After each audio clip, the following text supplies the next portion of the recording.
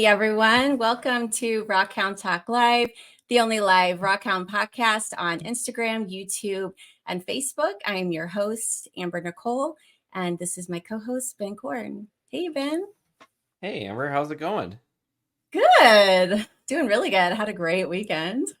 Yeah, you seem to be traveling a lot. You did a bunch of rock adventures, it looked like. Well, it was two great days, but it was one location. I went down to Georgia. So it was really this is my first like long road trip. uh Rockhound road trip. It was the first for the 2024 season, and it was the first one I did with my little, just me and him. So it was extra special. And so we went down to Georgia. I had a friend who had some land down there, who had never like did any like major like excavating. Actually, none. He hadn't did any, just surface collecting and maybe just like digging in the dirt with shovels or something, but nothing major, and has just found enough crystals on the surface to be curious about like what's underneath. And like, oh my god, Was what? there a lot? Oh my god, it's more than a lot. It's like an understatement. It's like it's really hard to say. It reminds me, I know these are totally different crystals, different geology land, but it reminded me a lot of dirty diamond diggers. How like, just their backyard, and then they have just this crazy alluvial deposit of Herkimer diamonds. So that's what Ron Brown, he lives in or his property's in Oglethorpe, I think I don't know if I'm saying it right, county in Georgia. And so there is crystals in that area and amethyst and stuff. But like what we were finding just on the very superficial layers was just, it was like crystal after crystal. I mean, they were everywhere. I mean, it was insane. And then we finally I got down deeper with the excavator. It was just like these crystal clusters so large, just very beautiful. And we hadn't like reached any amethyst, which he was kind of hoping, because he found some on the surface. So it's definitely there. I mean, he found some on the surface. There's definitely some underneath. So it's very exciting for him, because his life just like literally changed in one weekend. He went from, not Jeez. really knowing he's finding crystals around his backyard, to like literally having a mine. And like now it's going to have people like coming there to mine crystals. And, we had Amos there. So Yep.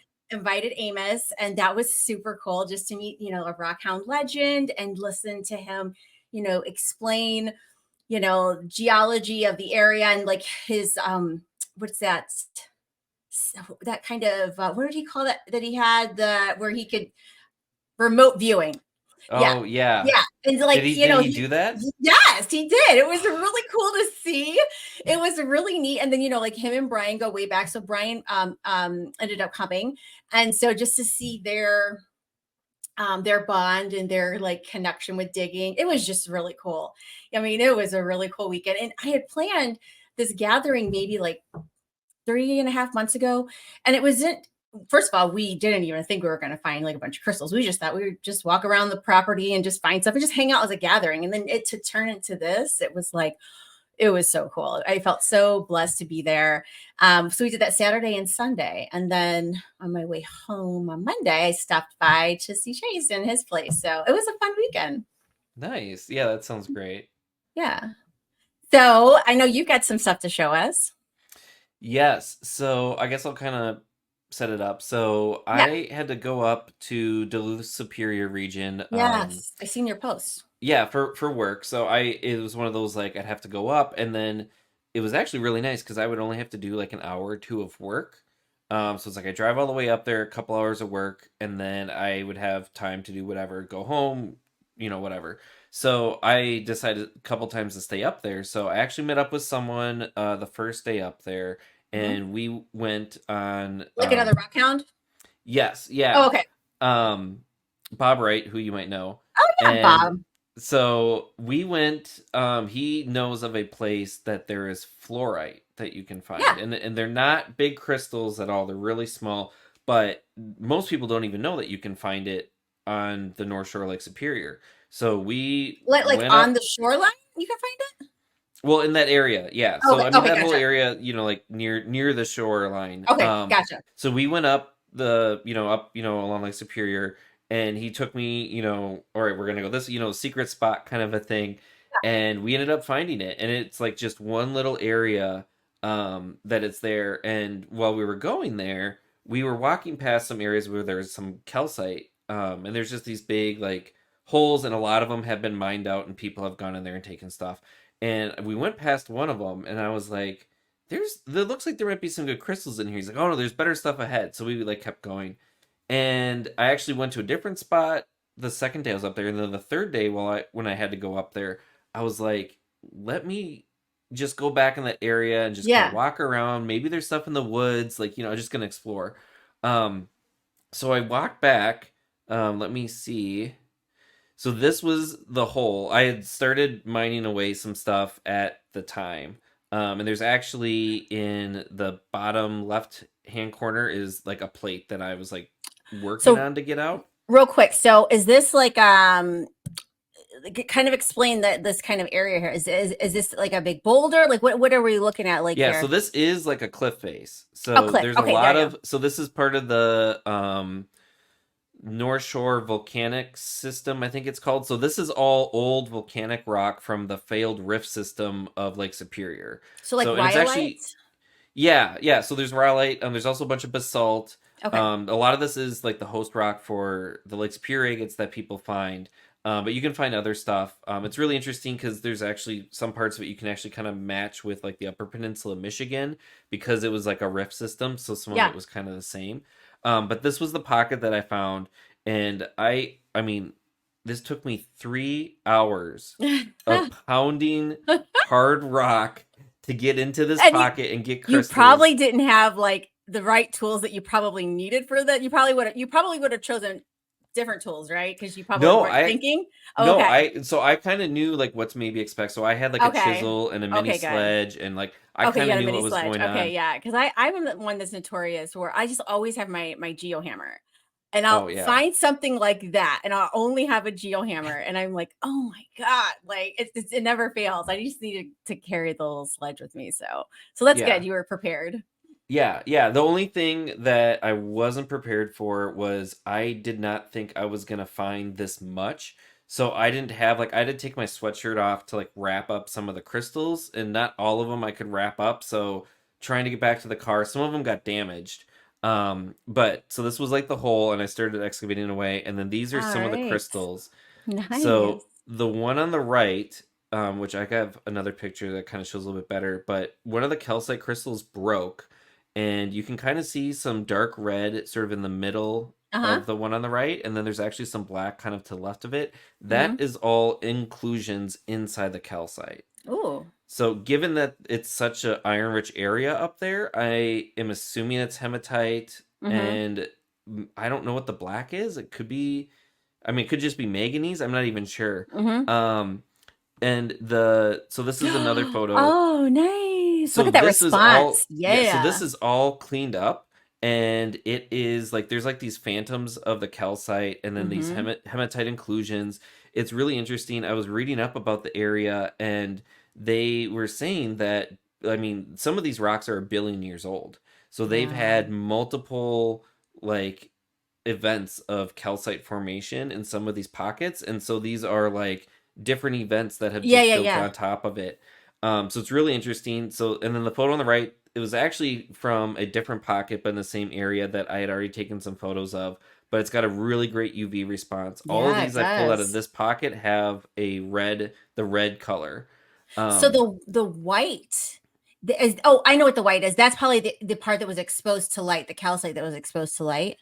it might have been. I actually I don't think know. because Like I I pulled. because what happens to mine, at least in my area, like anytime, like actually the calcite that I just extracted last time we were talking, if it was an area that was exposed to the light, that area will be essentially white, like that's like almost bleached when it's under UV. And then the part that was covered is like at that super vibrant color. So I, Hmm. I would imagine that that's probably the part that was out. Was any of it exposed to the Well, sun so at all? this was from a different pocket. So the stuff that I Oh, pulled out, which I didn't take any of the UV photos, none of it, like all of it is red.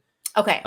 So it's really great. And the weird thing about this is like going through some of the chemistry and mineralogy of fluorescence, they've mentioned, like, people have mentioned that iron is supposed to be like a quencher and gets rid Hmm. of the fluorescence. Like, Okay. everyone thinks that rubies will fluoresce. Well, there's actually rubies from Madagascar that have such high iron content that they won't fluoresce. Okay. So usually when there's iron, it won't fluoresce. Which is Well, odd these because up have, there are full of iron.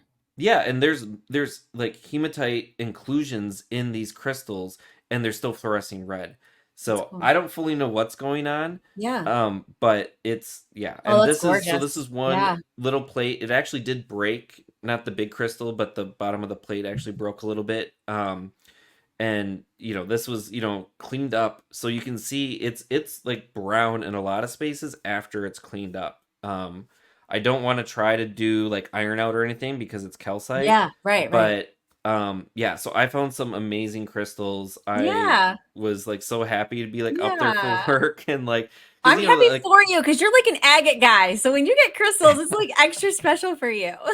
I know, yeah. I was like, like, and everyone, like, going in the area, and then there's like people walking, on the beaches, and everyone looks for agates. And it's weird too, like in Minnesota, because there's so many other things. Like, you can find like dadolite, thompsonite, a whole bunch of other stuff that aren't agates, but everyone only looks for Yeah. agates. So if you do like find other stuff, like a lot of people just don't know, and they just walk right past it. Yeah. So that means there's a lot of good stuff up there that no one's looking for. Yeah. Yeah, so I just I wanna was really oh, sorry, go happy ahead. with being able to do, rock hounding basically with my Yeah. mileage and everything paid for with work. It was great. So real quick, I'm just going to do a shout out to some of the people that are joining us. We've got Papa Gems.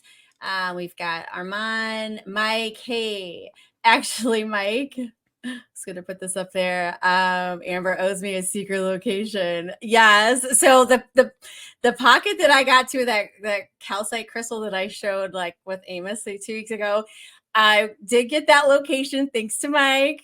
Good looking out, Mike. I appreciate that. I do owe you a secret location. So that's funny. So yeah, well, so both had two great Rockhound experiences in the last few weeks. That's good. Yeah. Yeah, and So one other thing I wanted to yeah. mention, Oh yeah, just but because the lore tone. we sometimes talk Yeah. about like rock hounding news, and this has been like all over.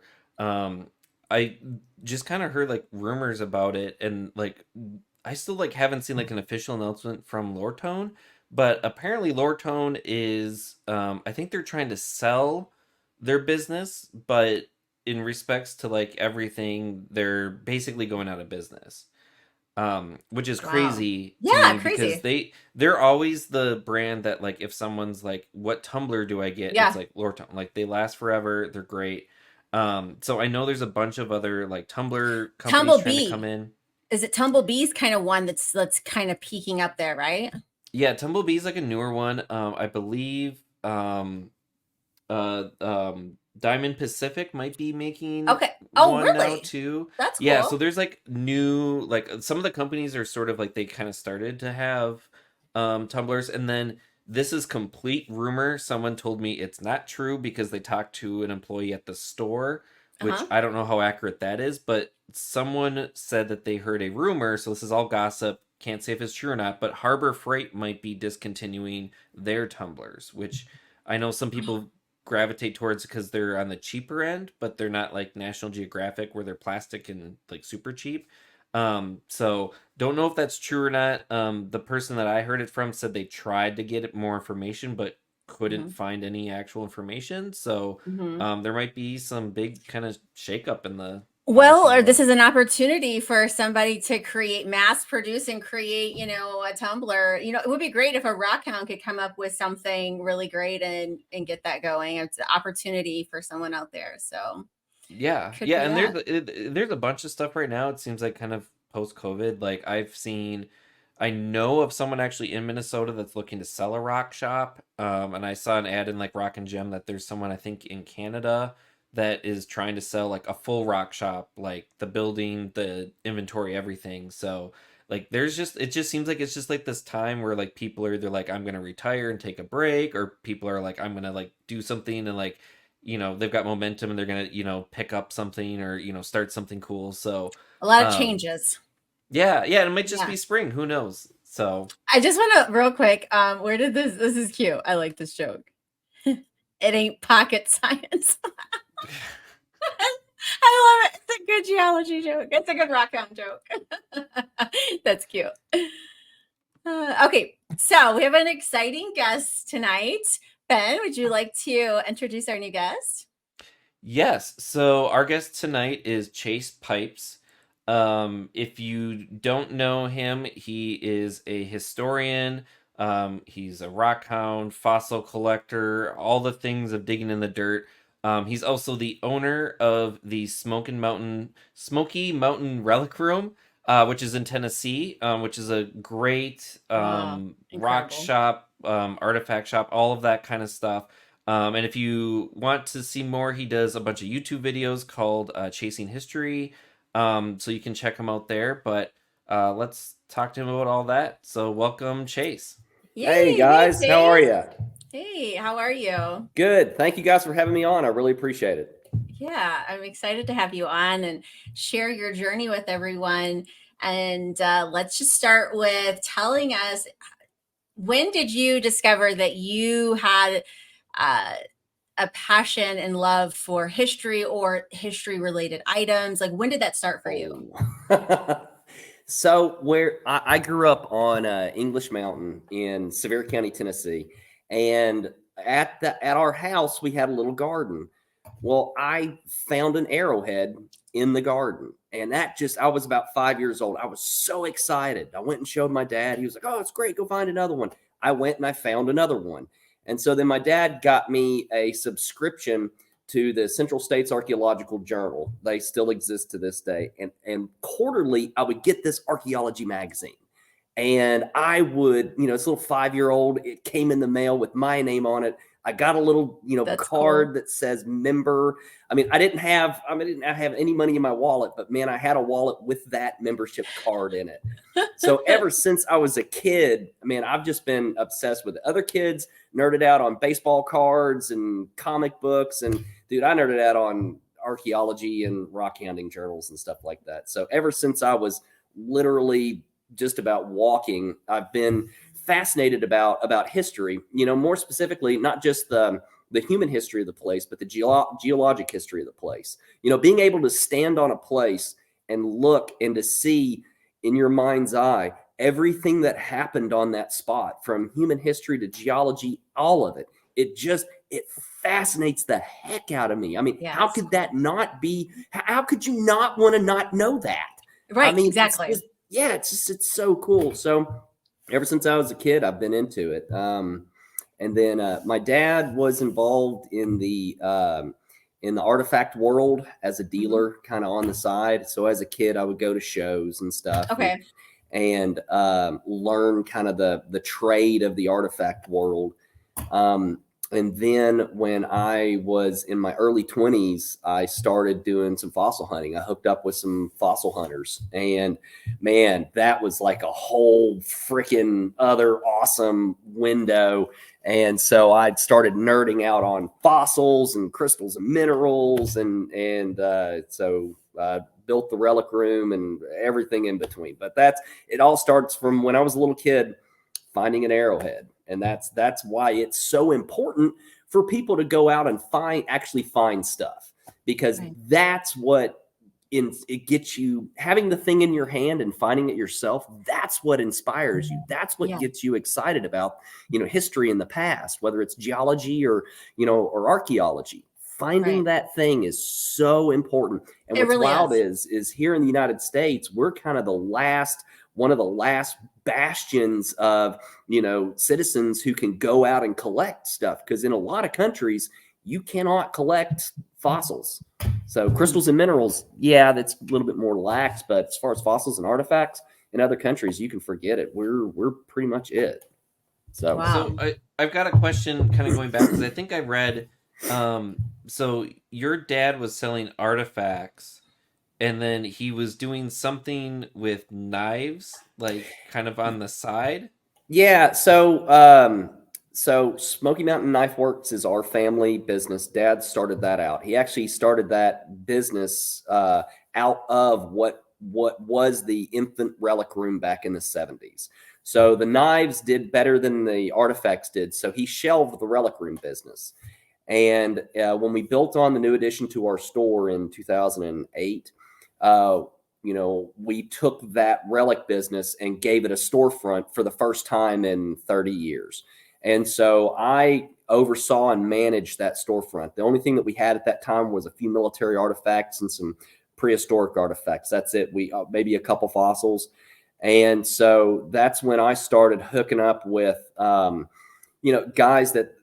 people that make a living rock counting, or people that make a living digging dinosaurs, or people that make a living metal detecting for artifacts. I would hook up with all of these different people in all these different communities. And if I saw something interesting, I'd either stuff I was finding or stuff they were finding, I would purchase, and we would add it to the relic room. And eventually it grew and grew and grew. And then a couple of years ago, I bought the business from him.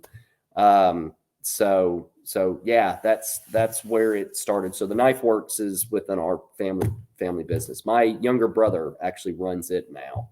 So and just so people know, this isn't like a small store. You've got like waterfalls. I think it's like 110,000 square feet or something like that. Yeah, somebody should stop us. They're not stopping us. It's like we've always been history minded. I mean, my dad was, he started out in the artifact world long before he ever did the knives. So he had a history mindset. So when we built the Knife Works originally, we put, stuffed animals and only crazy exotic species, and these really cool history displays and just all this neat stuff on the wall that was just to look at, not for sale. And then you can look at the stuff on the wall, but if you want to shop, you can shop also. And so, yeah, right now the store is 110,000 square feet. It encompasses 3 different businesses. So you've got the Knife Works, then you've got Smoky Mountain Guns and Ammo, which is my little brother's business, and then you've got Smoky Mountain Relic Room, which is mine. And so they're all kind of 3 under that roof. But yeah, it's not all. Yeah, there's 2 waterfalls, 2 creeks running through it. There's displays everywhere. It's a freaking madhouse, man. And then you've got, the relic room and all of its diversity. It's like I said, man, nobody's stopping us. It's like, we think it's cool. We're going to do it and put it in the shop. Either it's like those, the crystal, the 2 Amethyst Cathedral entrance. A buddy of mine, Richard, who digs for amethyst down in Brazil. That's what he does. He had this giant freaking pair. And I was at Tucson, and he offered it to me for a stupid cheap price. I'm not going to say what, but it was dumb how cheap it was. And so I was like, well, if I get it, I can't ever sell it because I can't put it in anybody's car. They're 15 feet tall. Yeah, so it's like, well, I guess I'll get it and put it on display.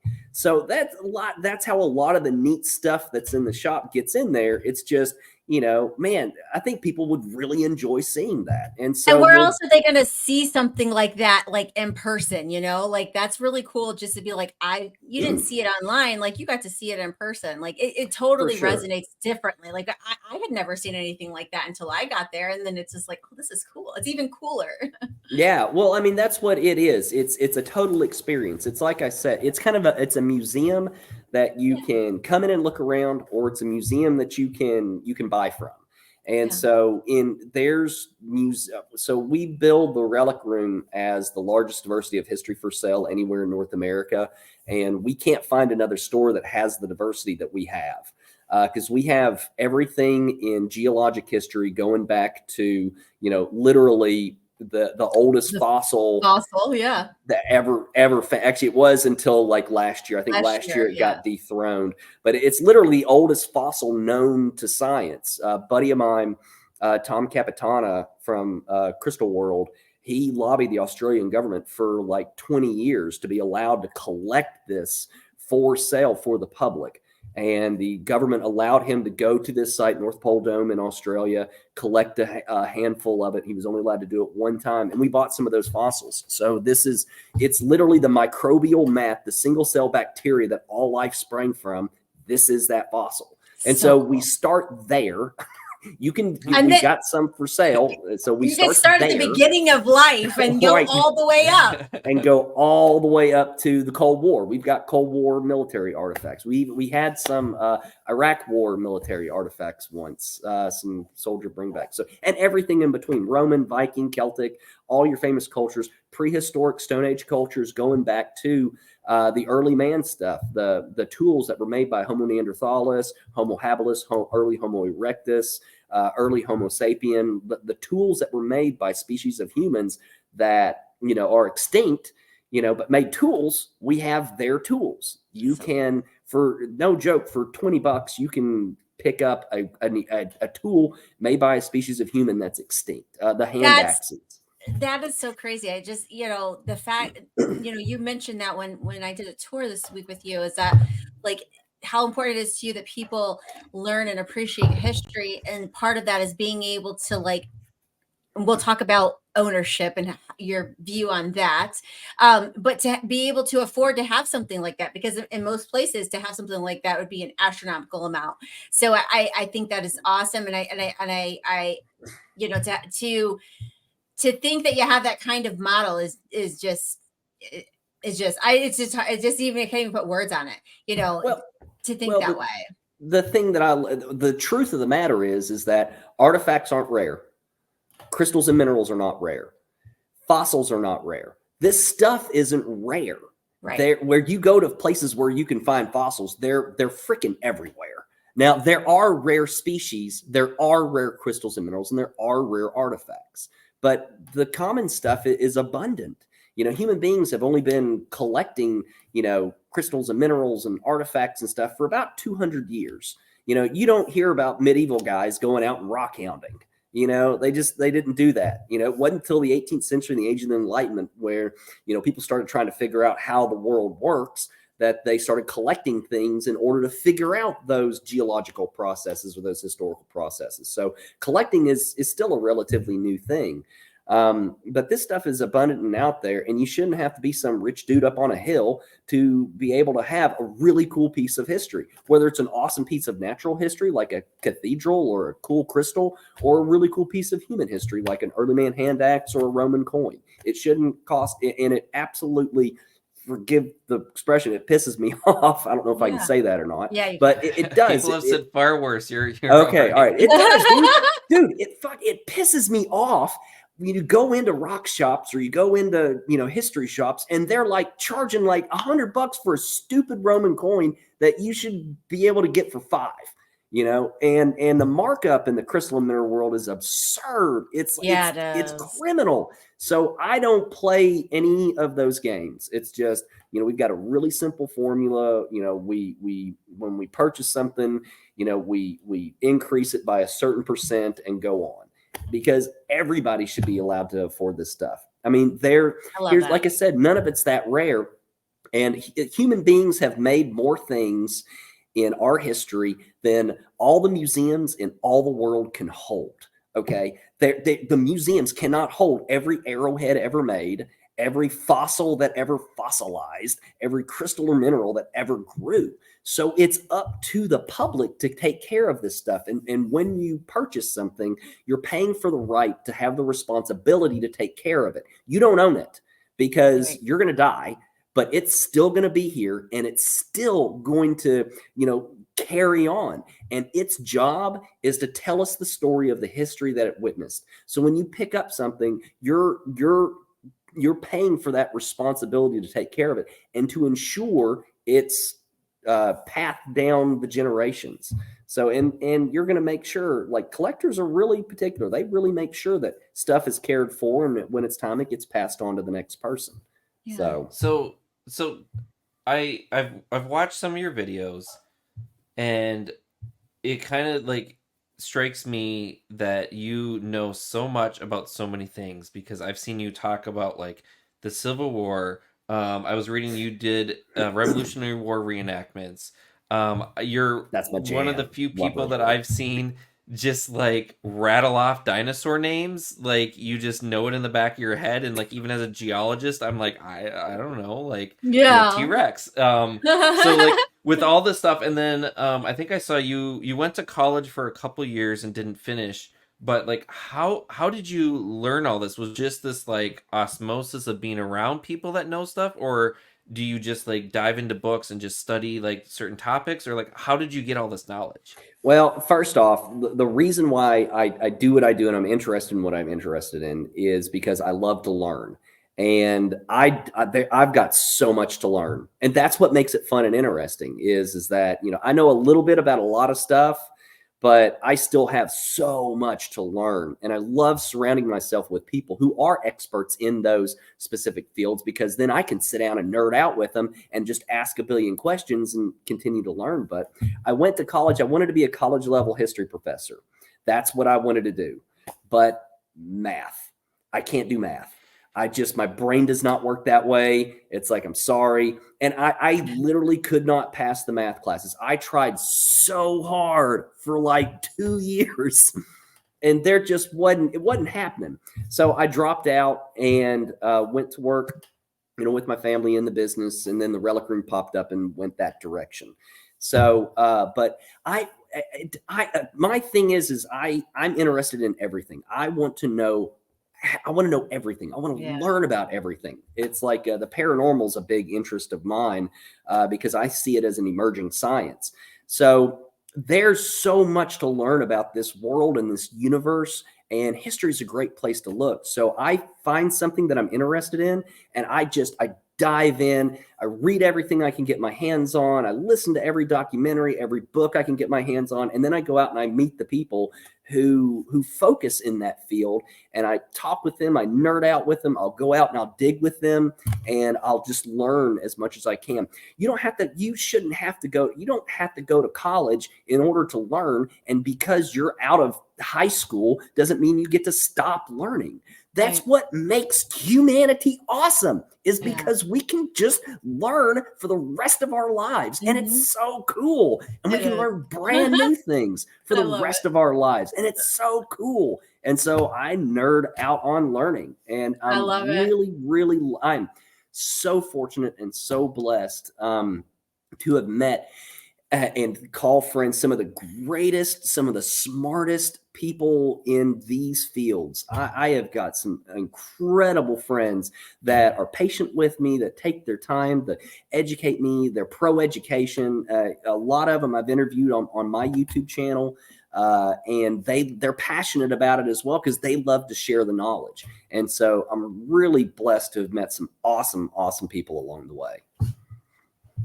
Yeah, that's great. I don't think your enthusiasm and passion is so infectious. Like, you could literally turn somebody who doesn't care a lick about history and make them like it. I couldn't imagine somebody not listening to you and not liking history at whatever aspect. Well, that's what I'm here for. That's what I think I'm put on this earth to do. I'm here to get people excited about the past. Humanity uses tools like science and medicine and religion and government to better, humanity.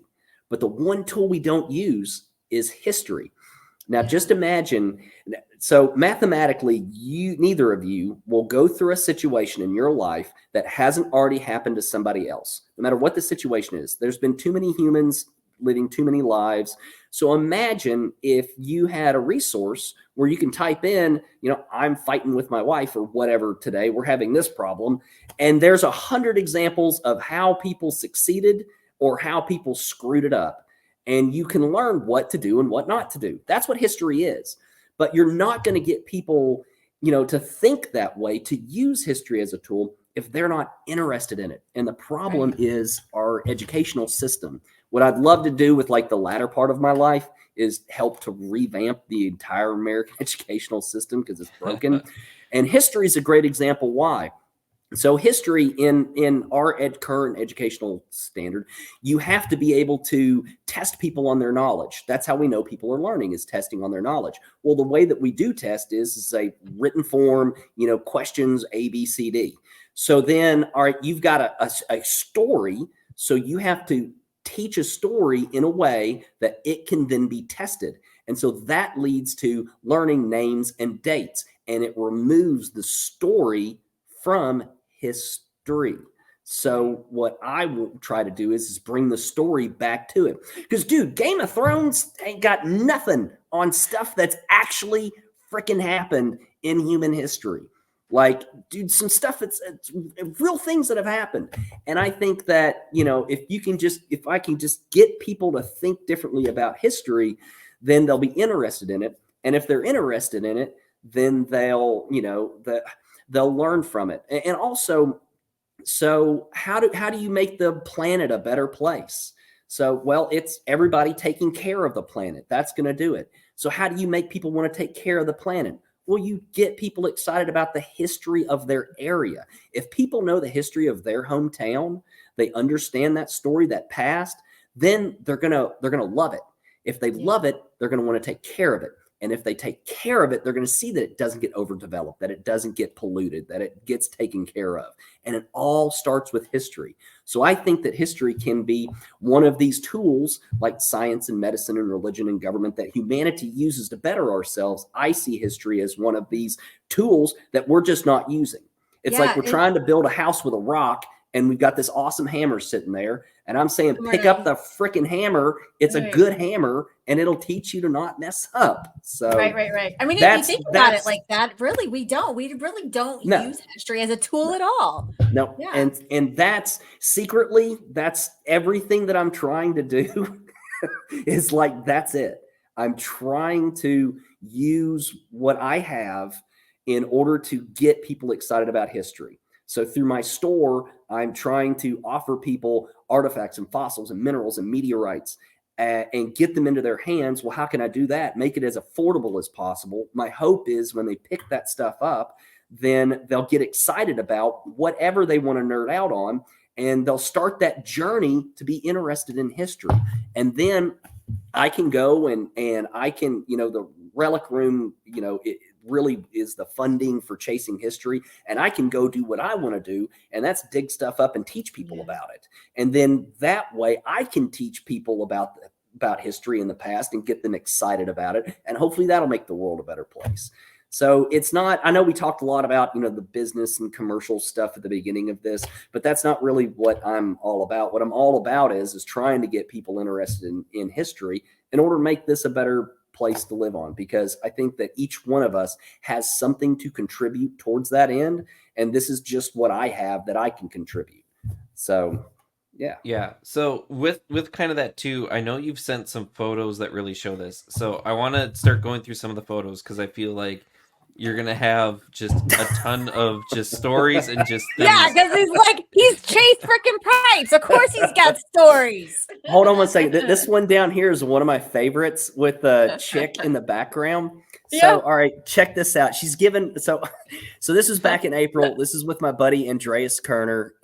He's German, living in America. We went to Germany, spent a month in Germany filming for Chasing History. He got us access to killer Roman sites. And anyway, we're in this awesome museum and we're filming for Chasing History. And it just happens to be school day. And so we're now bombarded with all these classes. And then this French class walks in. It's like, why? And they are just being loud and noisy and blah, blah, blah. And so I was like, dude, take a picture of me just annoyed as hell over these damn school kids. And so I did that. And then later that night, I was looking at the pictures. I was like, that fucking chick is thumbs up. What the hell? Oh my God, that's great. So that's one of my favorites. The ones up above that's my buddy, Johnny Isa. Johnny's one of the owners of the Corite Ammonite mine. This past summer, he invited Isaac and I up. That's my son in the middle, Isaac. He invited Isaac and I up to film an episode of Chasing History on the Corite mine. So here in about a month, we'll have that episode dropped, and we show you how they mine ammonite, why it's there. We did a great interview with the curator of paleontology at the Terrell Museum about ammonite. And so we're actually going back this summer to do an interview with the chief of the Canadian Blackfeet about ammonite, because to the Canadian Blackfeet, it's the buffalo stone. It's a very sacred stone. So we're going to get that aspect, of it as well. So that's what we're doing up there. And then the one where I'm holding the ammonite, if you see all those little holes in it, those are mosasaur bite marks. Whoa, so really? Yes. So they'll That's find. cool. So for the on the ammonite, real quick, this is a very concentrated find. Like it's only in this one spot. What they think is this was a breeding area, and they think that mosasaurs kind of knew that these ammonites would congregate there. Those are ammonites. They're marine cephalopods, kind of like a nautilus. So anyway, what they would do is that mosasaurs they figured would bite holes into the gas chambers that would cause them to sink, and then they would swim down and would have a little snack. So that's what they think is going on there. So occasionally they'll find these ammonites with bite marks in them, and that's one with bite marks in it. So it's a pretty cool thing. You need to interview Johnny. He is like the nicest freaking God. I love that man. He is the nicest. He's Canadian, so of course he's nice. He's of course, yes. Godly nice. He's awesome. They've got a cool site because that color is natural. And reason why it's just this one spot on the planet that causes that. And so this is found kind of in a valley. And so what they think, what happened is when the glaciers came down, it put 15 miles of ice on top of this fossil bed. And it created so much pressure that it rearranged the atomic structure. There was so much pressure. It changed the atomic structure of the shell to reflect the entirety of the light spectrum. And that's what gives it the colors. That's why this site is the only one that has it, because of that intense pressure. So, and it's a mineral. It's like it's an actually classified mineral. It's the only thing I think that's classified as both a fossil and a mineral. So I'm trying to think of the name of the mineral that it actually is. I think it starts with an R. Anyway, but yeah, it's a cool thing. So that's those pictures. Okay. And then these look like some educational. Yeah, this is some educational stuff. So the one I did a Zoom class. This is towards the end of COVID. I do a lot of talks for schools and classes. So I love doing seminars and stuff like that. So this was a seminar for a middle school in Middle Tennessee. And so basically where I showed them around the shop and just taught them about, the history of life. I've got a couple of talks. One is like, the history of the world in 2 hours. And then I've got one that's for Tennessee kids, like the history of Tennessee in 2 hours. And I'll go through like the geologic history and the dinosaurs and human history and all that. So that was one of those classes. So, so the next one, I can't believe this is what I'm saying, dude. They're not stopping me. Like somebody should stop me, but nobody's stopping me. No, we don't want you to stop. This is great stuff. So I had bought a collection, and in that collection was an old Victrola talking machine from 1915. It's actually right there in the house. That is that machine. So it's an old Victrola from 1915. I bought it in a collection, and with it was a bunch of records and stuff. And so I nerded out on this thing, and I met a guy in South Carolina that restores them. I got him to restore it. So anyway, my podcast, it's called Chasing History Radio, is my podcast. And so it's live once a week on our local radio station. So I'm hanging out with 2 local radio DJs talking about history for 15 minutes. And we try to keep it fun and funny. And so anyway, I was telling them about doing this, and Jay, one of the hosts, was like, well, why don't you bring the Victrola down? We'll play it on the radio. And I'm like, dude, what? No, wait a minute. Are you serious? I can bring this down and we can play this crazy thing on the radio? He's like, yeah, sure. I was like, oh my God. I was so freaking excited. So we brought the Victrola down. I, did a thing on the history of the Victrola, and we played the Victrola on Sevier County's morning drive radio station at 9 o'clock in the morning. Dude, we were playing, all kinds of crazy classic hits. The very first blues record that was ever recorded from the Dixieland Jazz Band. It's before not blues, but jazz. The very first jazz record ever recorded. We played that. Cool. We played So anyway, so that's I got to play a Victrola live on the radio. Probably the first time in 60 years since that's happened. Yes. The mammoth. Yes.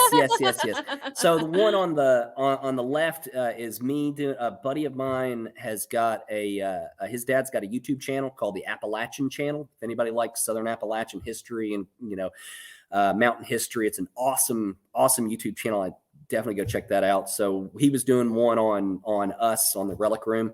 The next one next to that is a mammoth leg that I picked up that still has meat on it.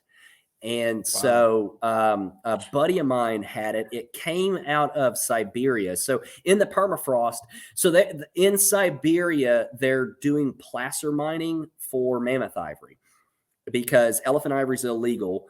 Mammoth ivory it's still ivory. And so they actually mine for mammoth ivory, and they're using a placer mining technique where they're using these giant hoses to like blast the permafrost aside. Well, sometimes they find some crazy stuff like woolly mammoth hair. I was like, well, how can woolly mammoth hair exist? Well, woolly mammoths would shed their winter coat every spring, and you get these big, giant, massive mats of hair that would go into a boggy area and then be frozen and be permanently frozen for, 20,000, 30,000 years until these guys blast it out and find it.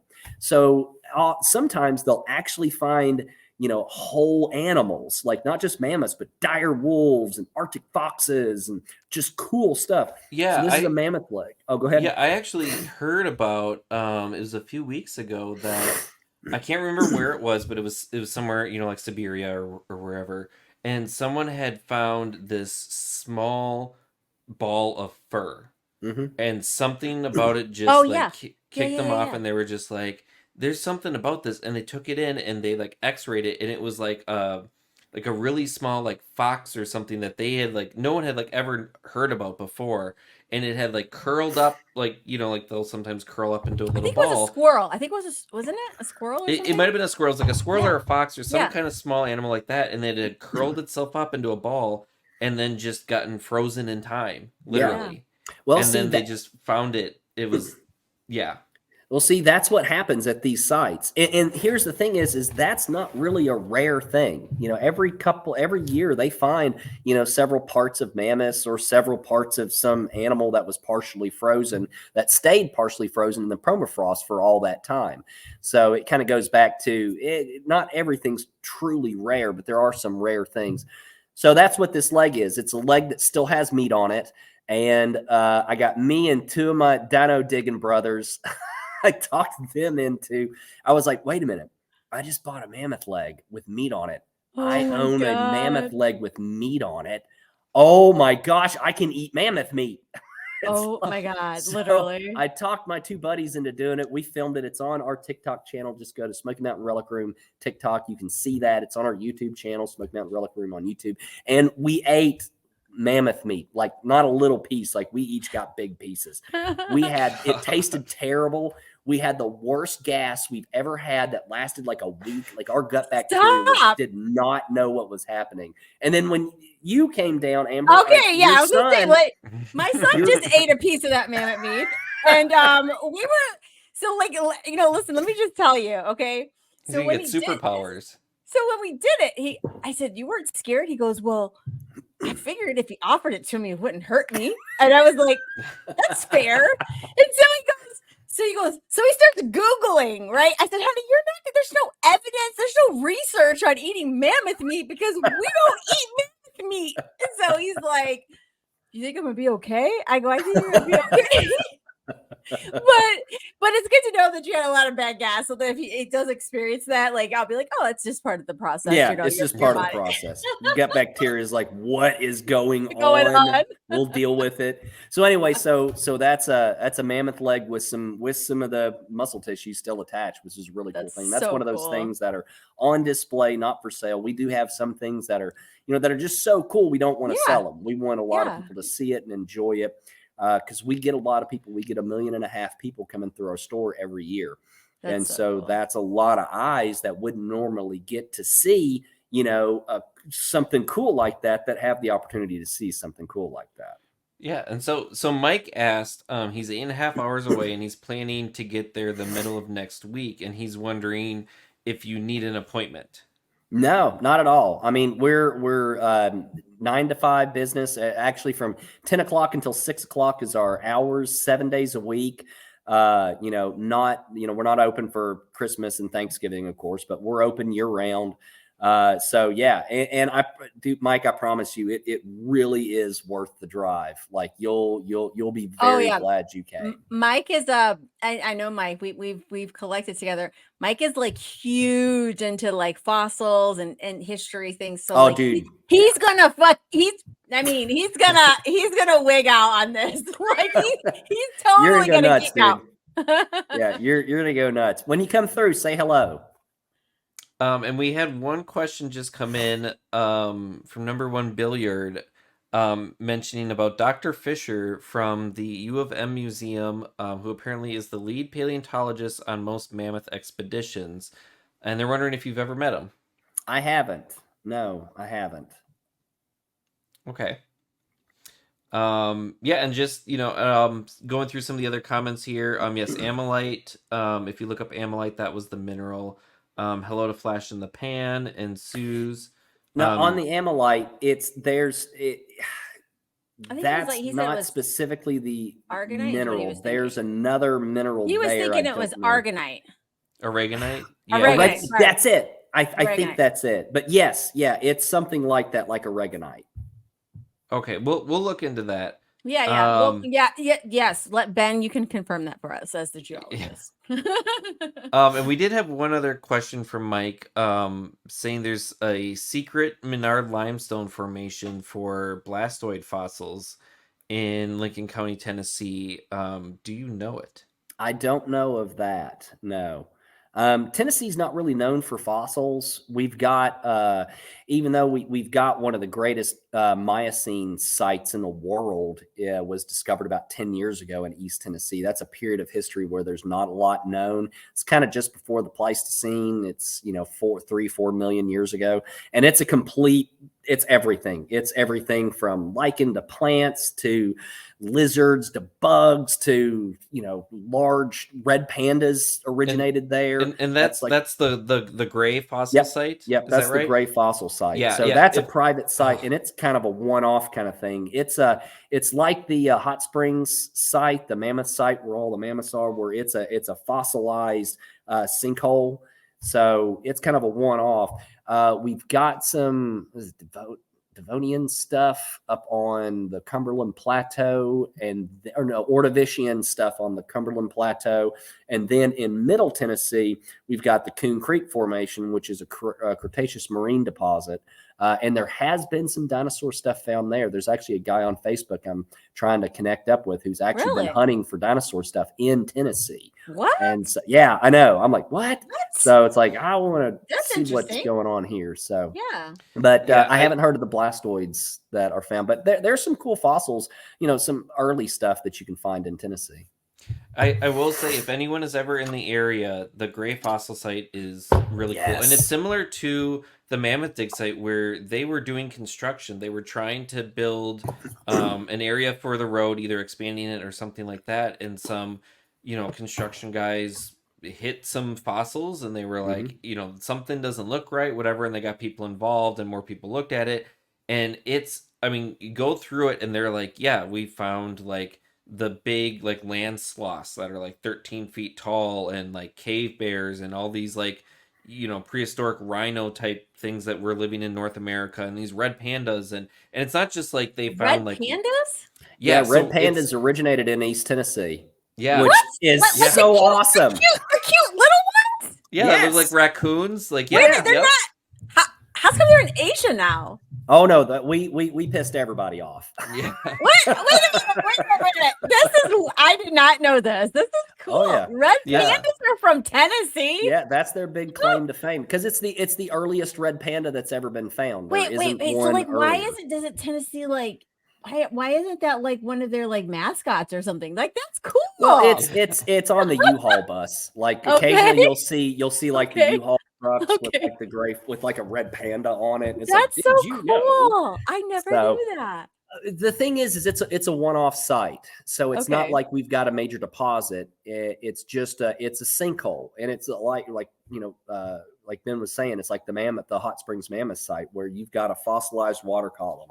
So basically, you've got an old sinkhole that dried up. Everything fell in. It dried up as the millennia went. The hills around it eroded away, leaving this water column intact as a hill. And when they cut a road through it, they whacked into all these fossils and Oh brought the wow, state yeah. in. And they were like, what?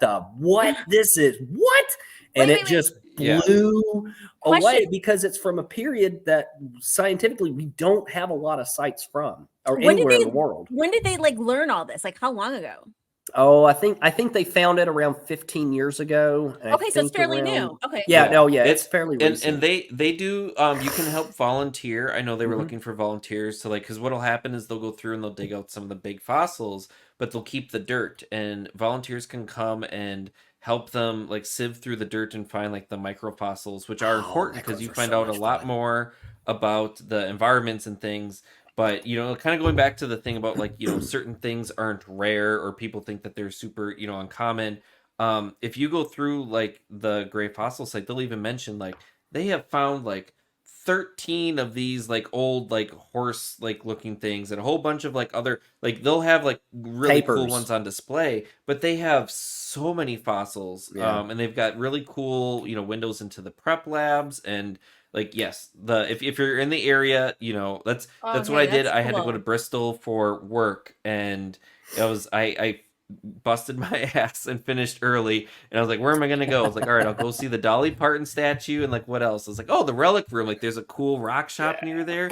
And then I was like, oh, there's this fossil site. And yeah, there's so much to do in that area that is, Oh, so this just- area is kind of by the Relic Room? Yeah, it's not too far from the shop. Okay, cool. So East Tennessee's got some cool history. I mean, you're talking one of the oldest mountain ranges on the planet is the Southern Highlands of the Appalachian Mountains, the highest peaks on the East Coast, right there, Yeah. right where we're at. I mean, those mountains were mountains before life when complex life was just getting started on land. I mean, that's how Right. old those mountains are. Not only that, but there was a mountain range that existed on that spot going back 1 billion years before the Smokies were ever formed. So it's one of the only spots on the planet that I know of where for all of known time, there have been mountains. So, 1 billion years ago, there was a mountain range. It completely eroded down. And to 350 million years ago, the Appalachians formed and it's slowly eroding down. So it's Wow. just, when you come into Tennessee, man, it's just, it's awesome. It's like you're walking into something ancient. I mean, it was the largest expanse of virgin forest east of the Rockies in the 1930s.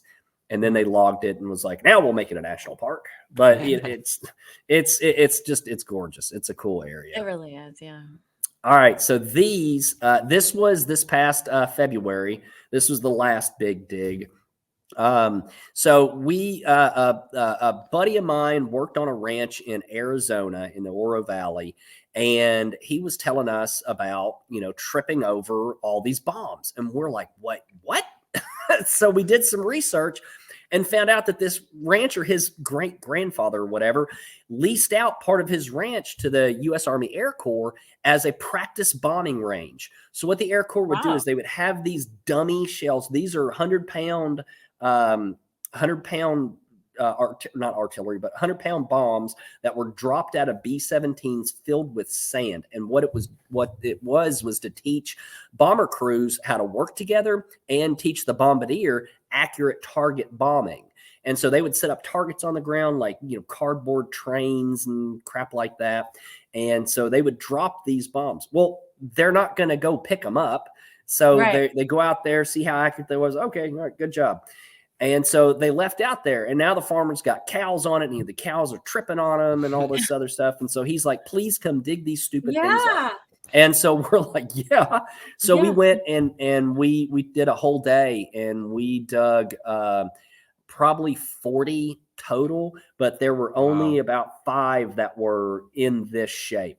Because if you can see the one, I mean, it's going 3 feet into the ground, and it's still filled with the sand that it was filled with from the 1930s, and it's 100 pounds. So, I mean, it was like after you dig out the third one, you're like, yeah, I'm done. I don't have an excavator. I've just got a shovel. Man, I'm done. I saw these photos and my immediate reaction was to my guilty pleasure movie Joe Dirt, where he's got the bomb he attaches to his back, and turns out it's it's a latrine thing, but yeah. And then these look like some fossils. So now we're getting to some of the Yeah. fossils. So the one to the top left that's my buddy Tyree Lamp. If you guys haven't ever heard of Utah Dump Digger, Yeah. look. All right, Utah Dump Digger. That's Ty. That's my buddy. We've been digging together for about 10 years now. He is a world-class commercial paleontologist. He puts on his boots every day, all day, and he goes dig dinosaurs. He is one of the most knowledgeable human beings that I've ever met. This was this past summer. He found basically a bone bed layer. It was probably part of either the curve of a river or a sandbar, more than likely a sandbar, where a lot of bones collected, a lot of animals collected during the Cretaceous. So we're digging out some. We thought it was trike when we first started it, but it ended up all being hadrosaur, just a pile of hadrosaur limbs, basically. And so we're digging that out there. But yeah, if anybody, Utah Dump Digger, look them up on Facebook, follow them. They are super, super awesome people. And you know, Ty's every day, all day, puts on his boots, goes and dig dinosaurs, and super knowledgeable. So that was this past summer on one of his ranches that he has a lease on. So what we'll do is every summer, and I've done this with my son since he was 5. So, you know, I'm a divorced dad, and I want to spend time with my kid. So when Isaac was 5, I called up my buddies that dig shit up for a living. And I was like, hey, I've got my son for a month. Can we come hang out and dig? Yeah, dude, come on. So and cool. every year this trip just got bigger and big. And now it's just this huge thing. Yeah. I mean, he's that's 17 now. And so we hook up with all of our buddies and we go dig fossils. We sell the stuff that we find, or keep some of it, and then we buy stuff from the guys like Ty, you know, who's out there digging. We'll buy some stuff from them, and then we'll sell that stuff in our shop, and we'll film for Chasing History. So it's a great opportunity to get some good, you know, educational documentary on how dinosaurs are found. And guys like Ty, Eamon Yeager's another buddy of mine. That's the one in the middle. I think that's on one of Eamon's sites. Yeah, I think so. Triassic stuff up in Arizona. But we'll hang out with these guys, and you know, we'll do a documentary on how dinosaurs are found or how not rare fossils are. Like we did one with Ty where he took us to so the way it is out west is it's really sketchy where it gets to BLM land and private land. All right, let me see if I can explain this so everybody can understand. So what you have is you've got a guy that's got a ranch. All right. 50,000 acres. Within that 50,000 acres are squares of public land. All right. These squares of public land, you can't hunt on, you can't collect on. We use GPS and apps to prevent us from getting on sites that we're not supposed to collect on. We are really, really hardcore on that to make sure we're collecting on spots we're supposed to be collecting on. So anyway, there was this one square in the middle of this ranch that had a triceratops skull, you know, that was found 20 years ago. And so all of the appropriate people were notified, hey, there's literally an entire triceratops skull eroding and turning to dirt. You guys should go dig it. 5 years. Hey, don't forget about this triceratops skull that's literally laying on the surface. You guys should go get it. 10 years go by. So anyway, 20 years later, there's nothing but bones left. Or pieces, like tiny, tiny, tiny pieces. If you go onto our YouTube channel, you can see that episode, and we show you what happens to fossils when you don't collect them. So, you know, so with guys like Ty and Eamon and other guys we hang out with, we really do a lot of educational stuff to show people the reality of fossils, the reality of the importance of collecting fossils. So it's like we go to a site, we'll pick up every fossil that's exposed, all of it. We'll come back the next year, and it's like we never touched it. It's producing that many fossils. But what's wild is the freeze thaw mechanisms that are in place destroy fossils really, really, really quickly. Like, so if a fossil gets exposed, well, most people think that, okay, that fossil's just it'll be there for 100 years and you can pick it up whenever. No, it'll be there for 6 months, and then it'll be in 1,000 little pieces. And the next 6 months, it'll be turned into dust. And so did a lot of episodes actually showing you guys fossils that are turning into powder and what it takes to save these fossils and get them out of the ground. One shot that we're working on is I want to put a time-lapse camera on a big bone just starting to come on out of the ground, That would be and just cool. let it run and let it turn to dirt, and to show people just how quickly that happens, because it'll blow your mind. So, but anyway, so those pictures were out with those guys digging digging fossils, hunting stuff, and filming for our YouTube channel. So this is another, we're out digging. This is with Eamon Yeager, digging Triassic fossils on his ranch in northern Arizona. So there's not a lot of fossils out there from the Triassic. It's the first dinosaur period. So Eamon's another amazing human being. God, like Ty, I love these guys. They're some of my closest friends, and they're really passionate about the education as well. Eamon's business is Northwest Montana Fossils. He's from Northwest Montana, primarily focused on Two Medicine Formation and then the Triassic fossils out of the Chinle Formation. So he's got a great Facebook and Instagram and all that. Northwest Montana Fossils, look them up. They're really, really awesome. So we're on his site hunting for Triassic fossils and filming for our YouTube channel. And so that is, hey, Isaac, woohoo! Buddy Isaac popping in. So that's with Eamon. What's fun about that is that so we're like 2 miles from a vehicle. There are no roads. So I should have sent that one picture. One time we were out hunting. We were so far back on this ranch that we had to dog sled our finds back because they're 100-pound plaster jackets. So how are we going to get these out? So we came up, we went to the store and bought freaking kids sleds, and then we made like these little ties onto it. It looks like if you were to see some guys in 1910 crossing the Arctic, Shackleton crossing the Arctic with these packs dragging the sled, that is exactly what we were doing. That's exactly how we had to get this stuff out of here.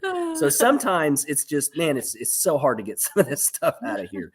But if we don't collect it, it'll turn to dirt. So that's digging Triassic stuff. It's that's a whole fun thing, and it's in the Painted Desert, and it's some of the most beautiful country that you'll ever be in. The middle picture is me and Isaac from this past summer. We're at, again, Eamon's site. This is a Two Medicine Formation site. This is he's the only one that I know that hunts dinosaurs this way. This is in his quarry, and it's literally hard rock dinosaur hunting.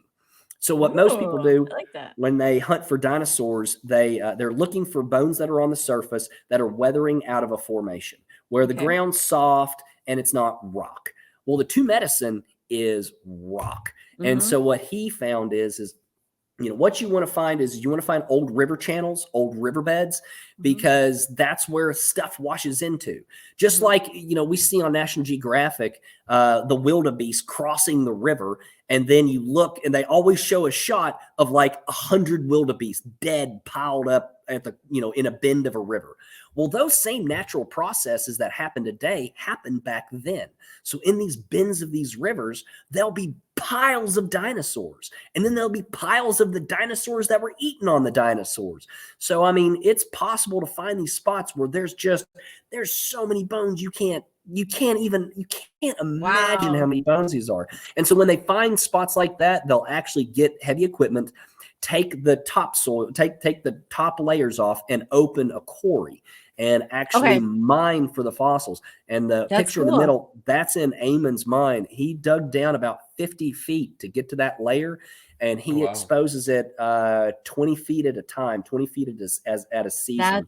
And we're there with rocks and chisels digging it out. If you go onto our YouTube channel, Chasing History, we've got several episodes actually on that site showing you how to hard rock dinosaur hunt. I mean, it's flat out work, man. But man, the preservation of the fossils out of the Two Medicine is just awesome. I So bet, yeah. the last picture on the end is Isaac and I from this past summer. This is hunting ammonite. So we're on the banks of I can't remember the river in Canada. So we're on the banks of the river there in Canada, right outside the Corite mine with our buddy Johnny Isa. And we're collecting ammonite fossils, how they were originally traditionally collected.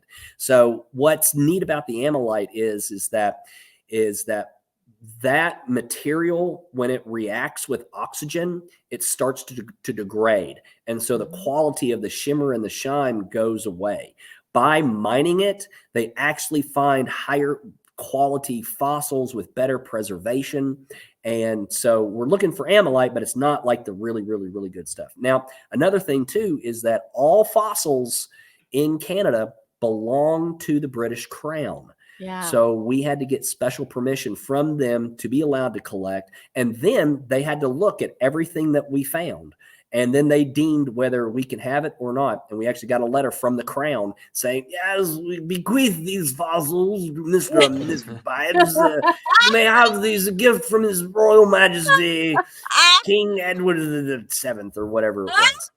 So that's where that was. That was really cool. And Johnny was just so awesome to let us come out and do that. That's cool. And I wouldn't be able to do these things without an incredible group of friends. And I am so grateful for my brothers in history that just nerd out on finding this stuff and who love to share the passion, allow me to come dig with them, allow me to film for Chasing History. And hang out with you, give me and my son an awesome adventure every year. So I did look it up. This is according to Wikipedia. Okay. Ammonite, a little bit of trivia for you here. It was designated as the official gemstone of the city of Lethbridge, Alberta in 2007. In 1981, it was given the official gemstone status. Yep. So before 81, it wasn't even a gemstone or Nope. considered. But it is a calcium carbonate or aragonite. Yeah. So it was aragonite. Yes, so it is an aragonite polymorph. And it can have minor amounts of calcite, pyrite, silica, other impurities. So, yes, it is an aragonite polymorph. I think that number one billiard, if I'm trying to keep up with our followers, I think that's also Mike. That's Mike, right? If you're Mike, if Mike Pales, if that's you, I'm pretty sure you have 2 accounts here. I think you were right. Yeah. So do be very careful, because it is calcium carbonate. So similar to calcite, anything that's acidic could damage it. Yeah. So what the Corite guys do is they'll polish it, and then they'll coat it in a protective coat to prevent any of that damage from happening. So, so these pictures, fossils and minerals is just a small part of my jam. Another part of my jam is the artifact side. And so this was at the Tucson show this past year. I've got pickers all over the world that pick stuff for me. And so this was one of my pickers that, I was looking for a group of African spears that I could sell in my shop. And so he had found, over the year, he found a good group of spears for me. And so I bought a good bundle. The spearheads themselves are original. They're like, 150, 200 years old, but the shafts are, within the past 50 years. So, wow. That's one of the reasons why we have them. Yeah, that's one of the short period of time that they're using such primitive tools. Oh yeah, well they don't have access to these, during that time. That's the colonial era, so which is the era of pillage and plunder, where European countries are going into primitive parts of the planet and are trying to see what mineral wealth or natural wealth that they can extract from it using local labor. And so in order to get local labor, they would need to trade the locals with something that was beneficial. So what they would do is in Europe and England, they would manufacture iron spearheads, and then they would bring just the heads and trade the heads for whatever good that they want. And then those local cultures would put a shaft on them and use them for their daily tribal use. The same thing happened in this country, where European countries were during the fur trade era were bringing European goods like pots and kettles and beads and knives, and were trading to the Native Americans, beads and pots and knives for furs for the fur trade over in Europe. So same thing. It's colonial history. You want to talk about a terrible experience in human history? The colonial era was it. So anyway, so you can still find a lot of these old spears. So in the shop, we've got artifacts literally from all over the world. Not just spanning every culture, but just really every part of the world we've got something from. And so we've got a tribal art case. And so we picked up those spears from one of my pickers for that. The next picture is, I'm a big documents nerd. Like I'm like hardcore, like I love nerding out on documents. So we're in we got into a museum in Tombstone, Arizona that was closed. And they were selling the part of the museum that didn't have to do with Tombstone history. And in that was an incredible library of antique documents from the West and other places. And so we got to go through and purchase, a bunch of stuff from that museum. So we do a lot of museum deacquisition stuff. So we're on a call list with a number of museums, and the requirement is that, we don't say which museum, but museums all the time get stuff donated to it. But the problem is they get so much stuff donated to it, they don't have the room to store it. Right. And so what they'll do is they'll contact guys like me, and I'll purchase stuff from them, and that gives the museum the funds that they need in order to, continue operations. But, museums are great storehouses for important artifacts, but for most people's collection, it's not important stuff. It's better doing its job, being out among the people, inspiring the people about that period of history. So anyway, so that was one of the museums that we hit up. So these look like some dirty pictures here. Oh man, dude, you gotta get dirty doing this. You gotta get dirty. There's you can't stay clean, man. And that's what I love. So the first two, that's my son Isaac when he was I think he was like 13 in there. That's with a buddy of mine, Eddie Roddick. And Eddie is an Iranian American living in Tucson. He's got a landscaping business, and he's a metal detectorist. And so and a dump digger. So he takes us out in southern Arizona to go dig. He's got permission on several ranches that have ghost towns on them. And so we'll dig through the ghost town dump looking for old bottles or history or stuff, as well as hunting for military artifacts. There was most people have never heard of the Pershing campaign or the Pershing expedition, but the United States in 1916 actually invaded Mexico during their Civil War. Mexico was in the middle of a civil war. Pancho Villa had crossed the border into Brownsville, Texas, and shot the place up. So, and at that same time, this is actually why we entered World War I. Not a lot of people know this. So what the U.S. got, they intercepted a letter. The British intelligence intercepted it and then sent it to the Americans in 1916, a letter from the German consulate to the Mexican consulate, telling the Mexican consulate that, hey, we want to keep the United States out of World War I. So out of this great war. So here's what I want you to do. We will give you guns and ammunition and funding if you will attack America. And if you win, and we'll help you. And if you win, we'll make sure you get back California and Arizona and New Mexico and everything that you lost in 1848. We'll make sure you get back. So that was like, whoa, wait, what? So it wasn't Lusitania. This is one of the things that pushed America into World War I. So what we did was we sent the National Guard 100,000 troops from Texas to California to set up these forts along the Mexican border to ensure that, Mexico doesn't invade the United States. And they did a campaign where it was the very last campaign of the United States Cavalry, where they were guys on horseback going into an area on a military expedition. And so they were there hunting Pancho Villa. So we're hunting those sites. It's really cool. It's a really important history for the Buffalo Soldiers, for the 10th and 24th Infantry. and in that history, because that's where the greatest combat, the most experienced combat soldiers that the United States had at the time were the African American Buffalo Soldiers, and so they were really heavily involved in these campaigns. And so we're hunting a lot of their sites, and so there's not a lot of places that you can go where you have that history. And so we collect artifacts from that history, metal detected, and then we make these really cool frames that talk about that history. And what we're mostly doing is we're hunting old campsites, we're hunting dumps where they would throw stuff away. You know, a lot of this stuff is found just in dumps.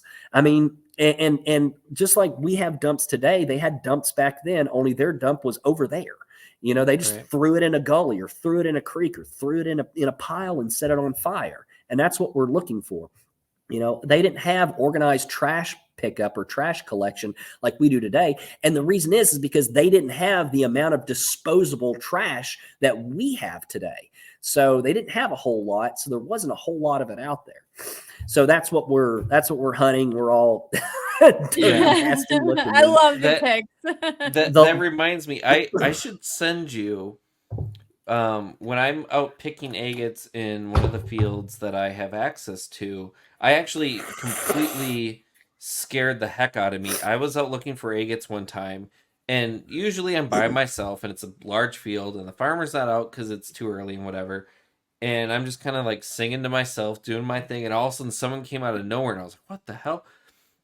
And he was talking to me. He was from our Minnesota Historical Society and said that he had looked up some old like maps and things in the area, and he was asking me if I knew where this trail was, because apparently there was a trail that was near this field that went towards a bar that was kind of at like the edge of the field. And I usually, when I go, you know, out, I'll find certain things. Anything that's like trash, I'll pick up. But I'll find like glass pieces, and I should send you pictures, but I have they're like the tops of like bottles. Oh, cool. That there, I don't know if it was a bar or whatever there. And I have actually, they're like a purplish kind of color glass. Yeah, that's the manganese. So yeah, glass it fluoresces really great. Yeah, it does. So glass in the turn of the century, they use manganese, I think, as a hardener for it. But when manganese is exposed to UV light for a long time, that exposure will cause it to turn purple. So that's how you can, that's one of the ways that you can date bottles is if it has that purple tinge to it. Cool. You can artificially do that where you can take bottles that have never been exposed to UV. You can have a UV light box. I've got one downstairs where you can throw bottles in it and it'll kind of turn it this purple. Or some guys just take them and throw them on their roof and let the sun do it. In a year, they'll turn purple. So anytime you're in an antique store and you see a purple bottle, it was exposed to the sun. Okay. Wow. 9 times out of 10. Okay. Cool. But yeah, send me pictures, dude. I mean, see, and that's just it. History is literally everywhere. Whoever's watching this, literally wherever you are in your hometown, wherever that is, there is history to find, whether it be human history, fossil history, geologic history. There's cool stuff there to find. You've just got to get out and go find it. And your search can start at Wikipedia. What can I find in my county? You know, so you can go. There's history everywhere. When I built my cabin, you know, I was kicking up pottery from the Civil War. You know, the Flow Blue ware, and I was like, what the? And that led me to find there was a cabin here back before the Civil War. So even in a place that I thought nobody lived on ever, there were people that lived here. So wherever you are, there's history to find because it's literally everywhere. Yeah, I got really lucky, and the people that I just bought a house this past summer, and the people that owned it before me kept records of everything.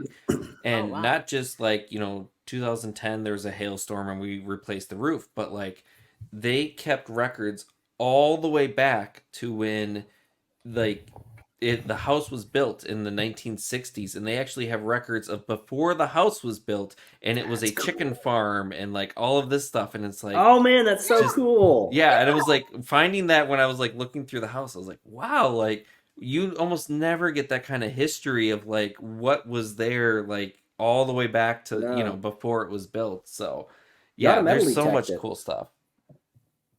Do you still live there? Yeah. I just Dude, bought the house, you know, the summer. Metal detected. You can find old coins. I mean, even in old houses, man, just think of how much stuff you or your kids have lost in your yard, okay, in your lifetime. All right, now look at a house that's 100 and something years old and imagine how many stupid kids have lost stupid things in that stupid yard for the past however long. So, dude, there's stuff to go find. Like, go metal detect. I love metal detecting around old houses and finding cool stuff because there's always something to find because human beings lost stuff. That's why privies, the last picture that you have that was on that last series. That was us. We were digging. That's the nastiest I've ever been in my entire life. So we were digging in. We had dug a privy and we were digging a cistern. So the technology going back to the Romans and before that human beings implemented in order to have drinking water, bathing water, cooking water, was they would have a setup called a cistern where they would collect the rainwater from the roof into an underground storage container. Well, in the early 1900s, indoor plumbing came along and cisterns were now outdated technology. They didn't need it.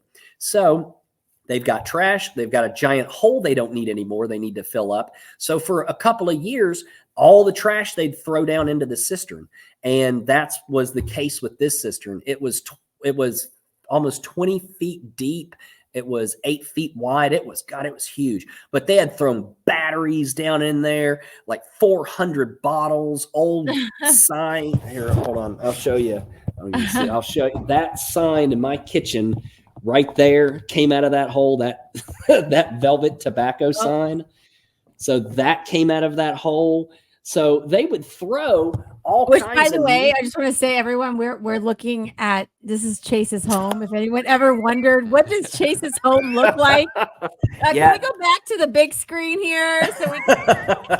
How cool that Chase's home is, just so like you're living in time. I mean, I like artifacts, so yeah, it's cool. My gardening thing is going on right now. That's my gardening system, and then artifacts and the fireplace, and I like. Wait, go back. Like, look at that. Like, what the heck? Like, are we kidding? So me and this. So I dug all the rock off the farm to build the fireplace, and me and this old African American World War II and Korean War vet built it.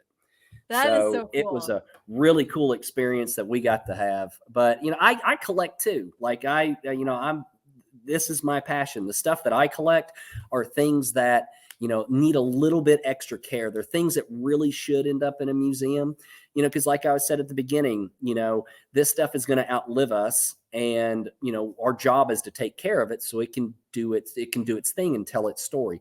And there are pieces that I come across that should go in a museum. It's like I just picked up a piece off of the USS Arizona that it's, as far as I know, it's the only part of the USS Arizona that's been blessed by the U.S. Navy and officially designated as, yes, this is a piece of the USS Arizona in private hands. Wow. So that's something that I'm going to wait until I find a museum and get it into a museum where it needs to belong. And that's true with a lot of the artifacts around my house.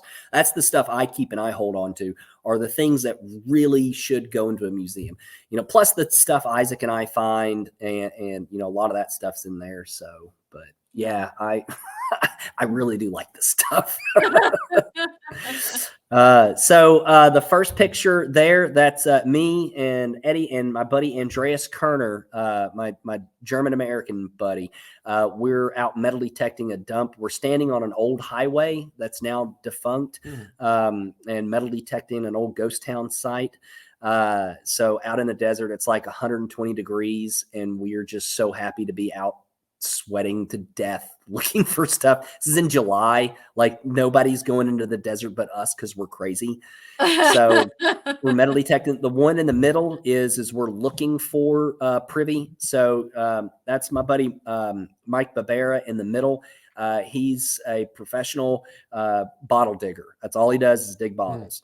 And so we're looking for the privy, and the rod that he has in his hand is called a probe rod. It's basically a spring steel rod. So when dirt has been disturbed, it never compacts the same. So you take a rod and you stick it into dirt that's never had a hole dug into it, and it's really tough and it's got a really consistency. Well, then you go over to a spot that a hole has been dug there, even though it's been dug 100 years ago and filled in. It's the ground has been disturbed, and so the rod goes in much easier. And it's a method. It's a very primitive technique, but a technique to hunt bottles. And so that was on the great cistern dig where I pulled out my sign. And then the last one over there, that's me and my son Isaac. We're volunteer historical interpreters at Wilderness Road State Park and other state parks that want to have us around. If you guys are in the Southwest Virginia area and you want to go to a killer, where does the history nerd go to do his history thing? This is it. So Wilderness Road State Park, or Martin Station, is a 1775 era British fort. It is a frontier fort that was literally built on the edge of the frontier. This was the most isolated fort in colonial America at the outbreak of the Revolutionary War. And so a buddy of mine named Billy Heck, back in the early 2000s, rebuilt the actual fort site by hand using 18th century tools, 18th century techniques, eating 18th century food, and wearing 18th century clothing. And it was the first time that had been done in history since the 18th century. So they call it experimental archaeology, where That's cool. It's so cool. That's really cool. That's cool. It's badass is what it is. I mean, so there's a story where they were hewing some logs, and he was a medic in the first Gulf War. And so he was hewing some logs and just sliced right into his foot. And so he did it 18th century style, where he went over to a horse, pulled a horsehair, got his needle, and sewed his foot up. Yeah, I mean it's hardcore. Crazy. Oh so my God. Isaac and I reenact that. Mm-hmm. Yeah, we reenact the 18th century. Cool. So what we do is we go there, we learn crafts and techniques that people, the way people lived in the 18th century, the things that they would make, we learned to make. And then we would teach those to visitors that come by. So the joke for me is that I died in 1780 and woke up here and was like, what the hell is a cell phone? Why am I here? And so whenever I want to escape and get away from technology and everything and everybody, I go back to 1780. It's I died. LARPing. I mean, in my mind, I'm thinking LARPing, and I'm like, people can say what they want, nerdy, whatever. That is so much fun and cool. I totally need to get into that world. That is a great escape where you can just get away from this world and go into the previous world and just. Well, and we get to teach too. That's what's really cool is imagine walking on, a lot of people, they walk onto a historic site and you're like, oh, this historic site. Well, that's cool. But when you walk onto a historic site with historical interpreters on it who are wearing the clothing and doing the things, it makes it a whole different experience. And that's why we love to do it. I've done it with Isaac since he was 1 year old. I've done it with him. So he was running around peeing all over everything with just like a shirt rolled up. He's done it forever. So that's our big thing. We go reenact. So these pictures, these are on my buddy Andreas, who you saw in the previous pictures. This was in his home area, the Palatinate region of Southwest Germany. We went there to film some Chasing History episodes, and these are actual Roman sites these are sites that were built by the Romans that are still standing. So it's hard to fathom. This is in the city of Trier. And in the city of Trier is the largest concentration of Roman monuments and buildings north of the Alps. So this was it. It was actually, Trier was the capital of the Roman Empire during Constantine the Great's era. Constantine the Great started his political career in the city of Trier. And so when he became emperor, he kind of moved the political heart from Rome to Trier, which was Germania, Gladiator, Germania. Anyway, so we're in Roman Germany in Trier. The building behind us is it's the Emperor's Palace, the Basilica of Constantine. It's a church now. It still has church services, but it's a Roman building made of Roman bricks that has stayed standing and has been occupied continuously since the Roman era, which is just, it's mind-blowing to people to think that you can walk into a building that the Romans in togas walked into and did their Roman thing, and then you can still walk into it today. So like a normal person. Like, that's crazy. So we did an episode on that and on Trier. That's actually up on our YouTube channel now. If people want to see that one, go to Chasing History and you'll see the Roman Trier episodes. The next picture is a picture of that is the bridge over the River Mosel. That's another Roman bridge. So the piers, the limestone piers that you see, those were originally laid down by the Romans, have not been touched since the Romans laid them down. Wow. All right. The only thing that has been done to that bridge is it was restored twice, and it's the top portion of the bridge in the, I think the 1200s it was rebuilt, and then again in the early 18th century it was rebuilt, and now it's got cars driving over it. And so it's an example of Roman engineering that is still functioning and still going strong to this day. So it's just a super cool thing. We got to reenact a cool ritual. Romans, pagan and do all this crazy stuff. So one thing that they would do is they would throw coins off the center of the bridge as like a thing to the gods. So we went up and we threw a coin off the bridge. Well, then we were doing some later research. Back in the 70s, there was a severe drought. And so archaeologists went out to the middle of there, and they found like 4,000 Roman coins and artifacts and stuff. Oh man, I can imagine all those finds. Yeah, they found a lot of cool stuff. So that was part of our trip to Germany. And like I said, if anybody wants to see those, go to our YouTube channel, Chasing History. We've got those up. They're really cool episodes. We do the Roman baths. We see the oldest bottle of wine. Andreas got us permission to film literally the oldest bottle of wine in existence. It's Roman. It's I remember still that. intact. Yeah. It's still intact. It has not been opened. It came from a Roman burial. And it looks terrible. It looks like kombucha. I mentioned that. It looks, it's funky looking. It's not. You've got some mammoth meat to pair it with the wine. So I have to see what that tastes like. Little mammoth meat and cheese, maybe some grapes, little Roman wine. So, but yeah. So we do I do a lot. I don't just do one thing. My obsession knows no bounds. And like I said, nobody's stopping me. And even if they tried, they wouldn't be able to stop me. So, whatever I find fascinating or interesting, I go out, I film for educational purposes. I, do my YouTube stuff, my education stuff. I'll pick up stuff for my shop and I'll go and dig stuff. And I'll meet the people that, do it all day, every day. And just surround myself with history. No matter what it is in history, I find it all interesting, and I surround myself with it.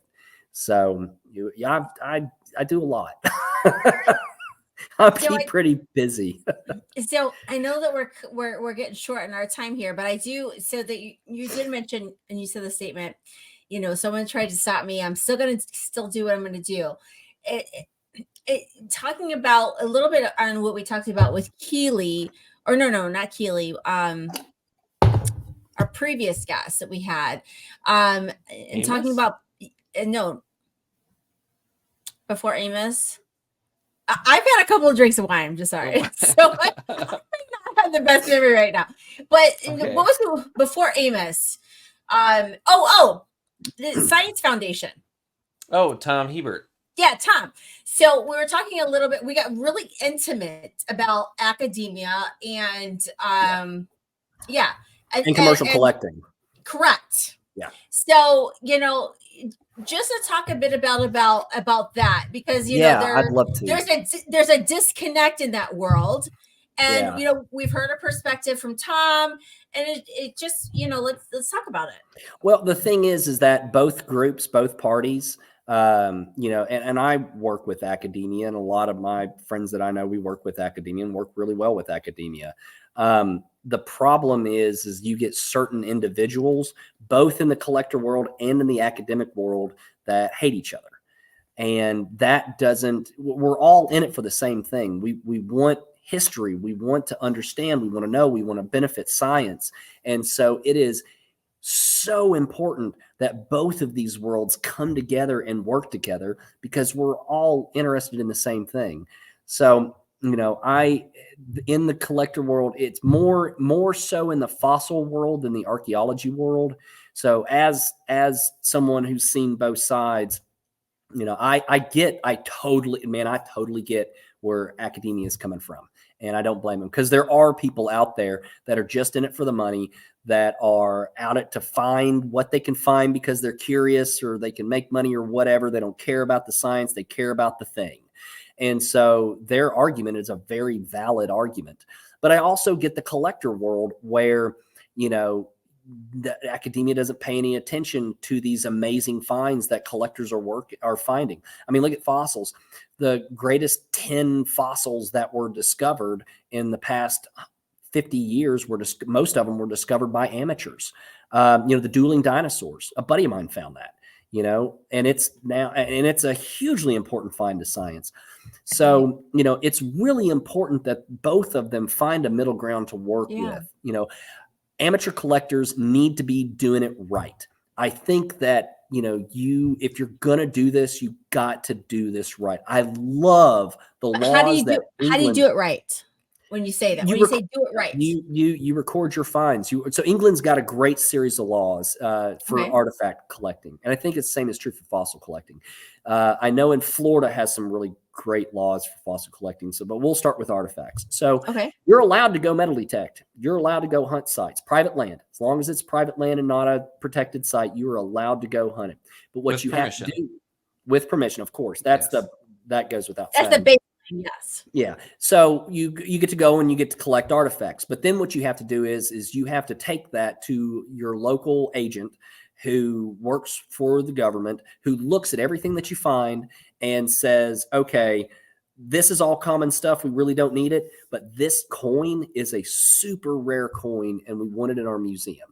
And so we'd like to have that coin. So then what happens is a third-party independent appraiser comes in, they appraise that coin, and they pay the collector, the finder, a fair market value for that piece. And so it's a win-win for everybody. And I think a system like that here in this country would be hugely, hugely important and beneficial. So in the fossil world, same thing. If things that are important to science, like state of Florida, for example, you have to show all the fossils that you find to the state, and the state looks at it. I don't think they pay you for it, but what they get to do is they get to pick what they want that's important to science. They get to pick it.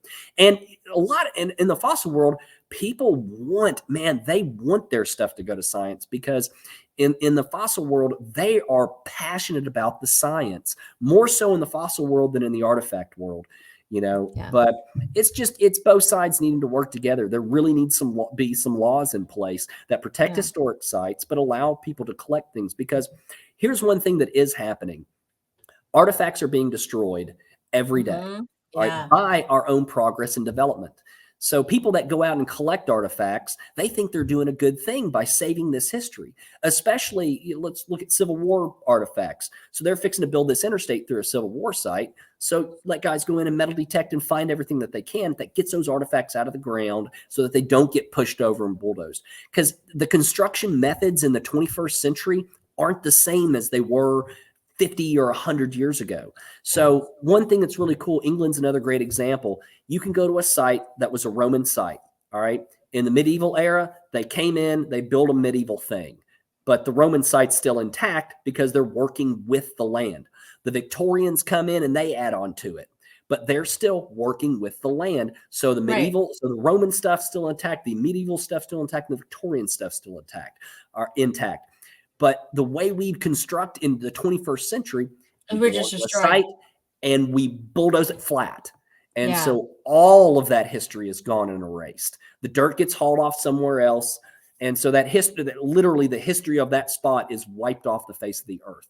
So that's why it's important for private individuals to be allowed to go out and collect, because they're trying to save this history. Right. They need to be a lot better at recording their finds. That's something. Proper education. Archaeological groups in this country used to work great with amateurs back in the 50s, 60s, and 70s, Right. where they would teach you, you would go and take a course on, you know, how to properly collect artifacts, how to record the data. They would allow you to go onto private land to collect, record the data. The universities got the data, you got the artifacts. It was a really good win-win. They stopped doing that, and if you ask a lot of universities of that practice, they have amnesia, you know. But those guys are still alive. You can still talk to them today that participated in this. So there needs to be laws passed that, you know, protect important sites more so than what we have now, that allows collectors and academia to work together to, you know, benefit and better, you know, our understanding of the past, because we all want that. So one thing I'd really love to do with my life is, because I have experienced both worlds and I work in both worlds, is I would love to try to help make that happen. You know, just create some federal laws where, you know, we can preserve and protect our history to make sure that the stuff gets out of the ground that needs to get out of the ground. You know, it's like for fossils, for example, you cannot collect on public lands. Absolutely not. So it's like that Triceratops skull that we filmed. It's still sitting out there. It's in a billion pieces. It's still sitting out there. But if there was a permitting system where you could go and get a dinosaur hunting permit, just like you get a hunting license to go hunt deer on public land, you get a permit where you can go hunt fossils on public land. You can collect that stuff, take it to your local agent, show them if it's important to science, they get it. And if it's not, you get to keep it, because those fossils are going to be destroyed, period. Like that's not an exaggeration. It's happening right now. Freeze thaw. You can't, for those that don't know the freeze thaw mechanism, rocks are porous and rocks have water in them. And so what happens is when temperatures drop, the water molecules within those rocks freezes and expands and slowly starts to create cracks within those rocks. More water seeps in and freezes. The cracks get bigger. The process continues until that rock is turned into dirt. That's what nature does. That's what this planet is all about, is taking rocks and making it into dirt. And they're doing that with fossils. So, you know, I would love to see both worlds come together, but as it stands right now, both worlds hate each other. They're not talking. They have no desire to work together. And that's a shame. And that's a shame for the history, really, especially in this day and age where our construction methods destroy it. So, and, you know, there's been a lot of terrible practices that have been done by amateurs as well. So, you know, I won't well, if you are, do you know who, am I on? Okay, I am. Sorry. Do you know who Tom Hebert is? Oh man, that name's real familiar. I'm terrible with names. Okay, I'm so bad with names. You guys me too. You two totally align. Like he is totally on your wavelength with things. He's in the in paleontology. It would be exciting to see people that have this passion to see change, like, come together and make it happen. I mean, because, you know, when I hear this and it's like, let's do it. How do you make it happen? What the biggest stopgap right now is getting, and I'm not trying to point the finger, it's just within my own experience, this is the way, the biggest prevention and stopgap is the academic world. They do not want people, not all of them, but a fair number they don't want to create that. They want to be the only ones that are allowed to collect the stuff. In the state of Florida right now, they're trying to make it illegal to collect fossils in the state of Florida. No, that's crazy. Well, I mean, the state of Florida, crazy. I mean, let's just keep it real. They've got a lot of crazy things going on. But here's the thing is that you have people within academia that know that that's a bad idea, because their understanding of Florida's fossil past, because the better finds come from all these people that are out there finding it and doing out there every day doing it. But within that world, you have people that are totally against it. So it's going to take both groups coming together. Yeah. And I really hope that happens. I'd love to help make that happen. I don't know how to do that, but I really hope that it happens one day, because, you know, there's, you know, that historical thing, whatever it is, whether it's a fossil or a artifact, there's only one of it. And so, you know, it needs to have a good home. It needs to be allowed to tell its story and not lay out in the sun, baking and falling apart, or scooped up by a bulldozer and hauled off to somewhere to make fill dirt for some place where it's lost forever. Right. So, Right. Yeah, and I just want to add to that too, in case anyone's like, "Oh, Chase is biased because he like would benefit from it or whatever." I've got like two instances. So like one, there is a ranch that we go and find dinosaur bones out of Montana that we do trips to every year. mhm. And the property owner has mentioned that she goes for walks and she'll go on to BLM land, and she has found like a skull on BLM land, Just wasting told away. the office, done all of that, and they don't come out. No, And they what don't. and what she does is she just like kind of buries it every year so that it's still there. But Mhm. she's like, hey, here's where it is, whatever, and they just don't come out. Well, it And goes back. Oh, sorry. Go ahead. oh, and I was just gonna say, and similar to that too, I listened to a talk from a British paleontologist who came to Montana to look for dinosaur bones, and they got contacted by a rancher that was like, "Hey, I've got this bone. It's in this like wash. Can you guys come out and look for it and see what it is and whatever?" And they came out, excavated the whole thing, got it out, and they had someone from Montana from the BLM office there with them getting it out, and they took it to the BLM office. But like they said, this would have been gone in one season. It would have taken Yeah. one rain event to take that fossil, wash it out of because it was just precariously like on the hillside, and it would take in one big flood to just get it out of the hillside, wash it down the stream, tumble it to where it breaks up into pieces, and it would have been gone.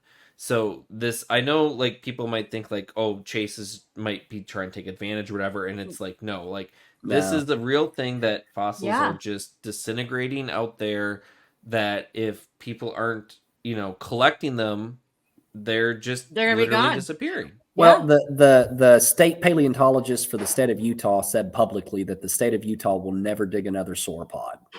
Okay. So because it goes back to what we were saying earlier, fossils aren't rare. They're not.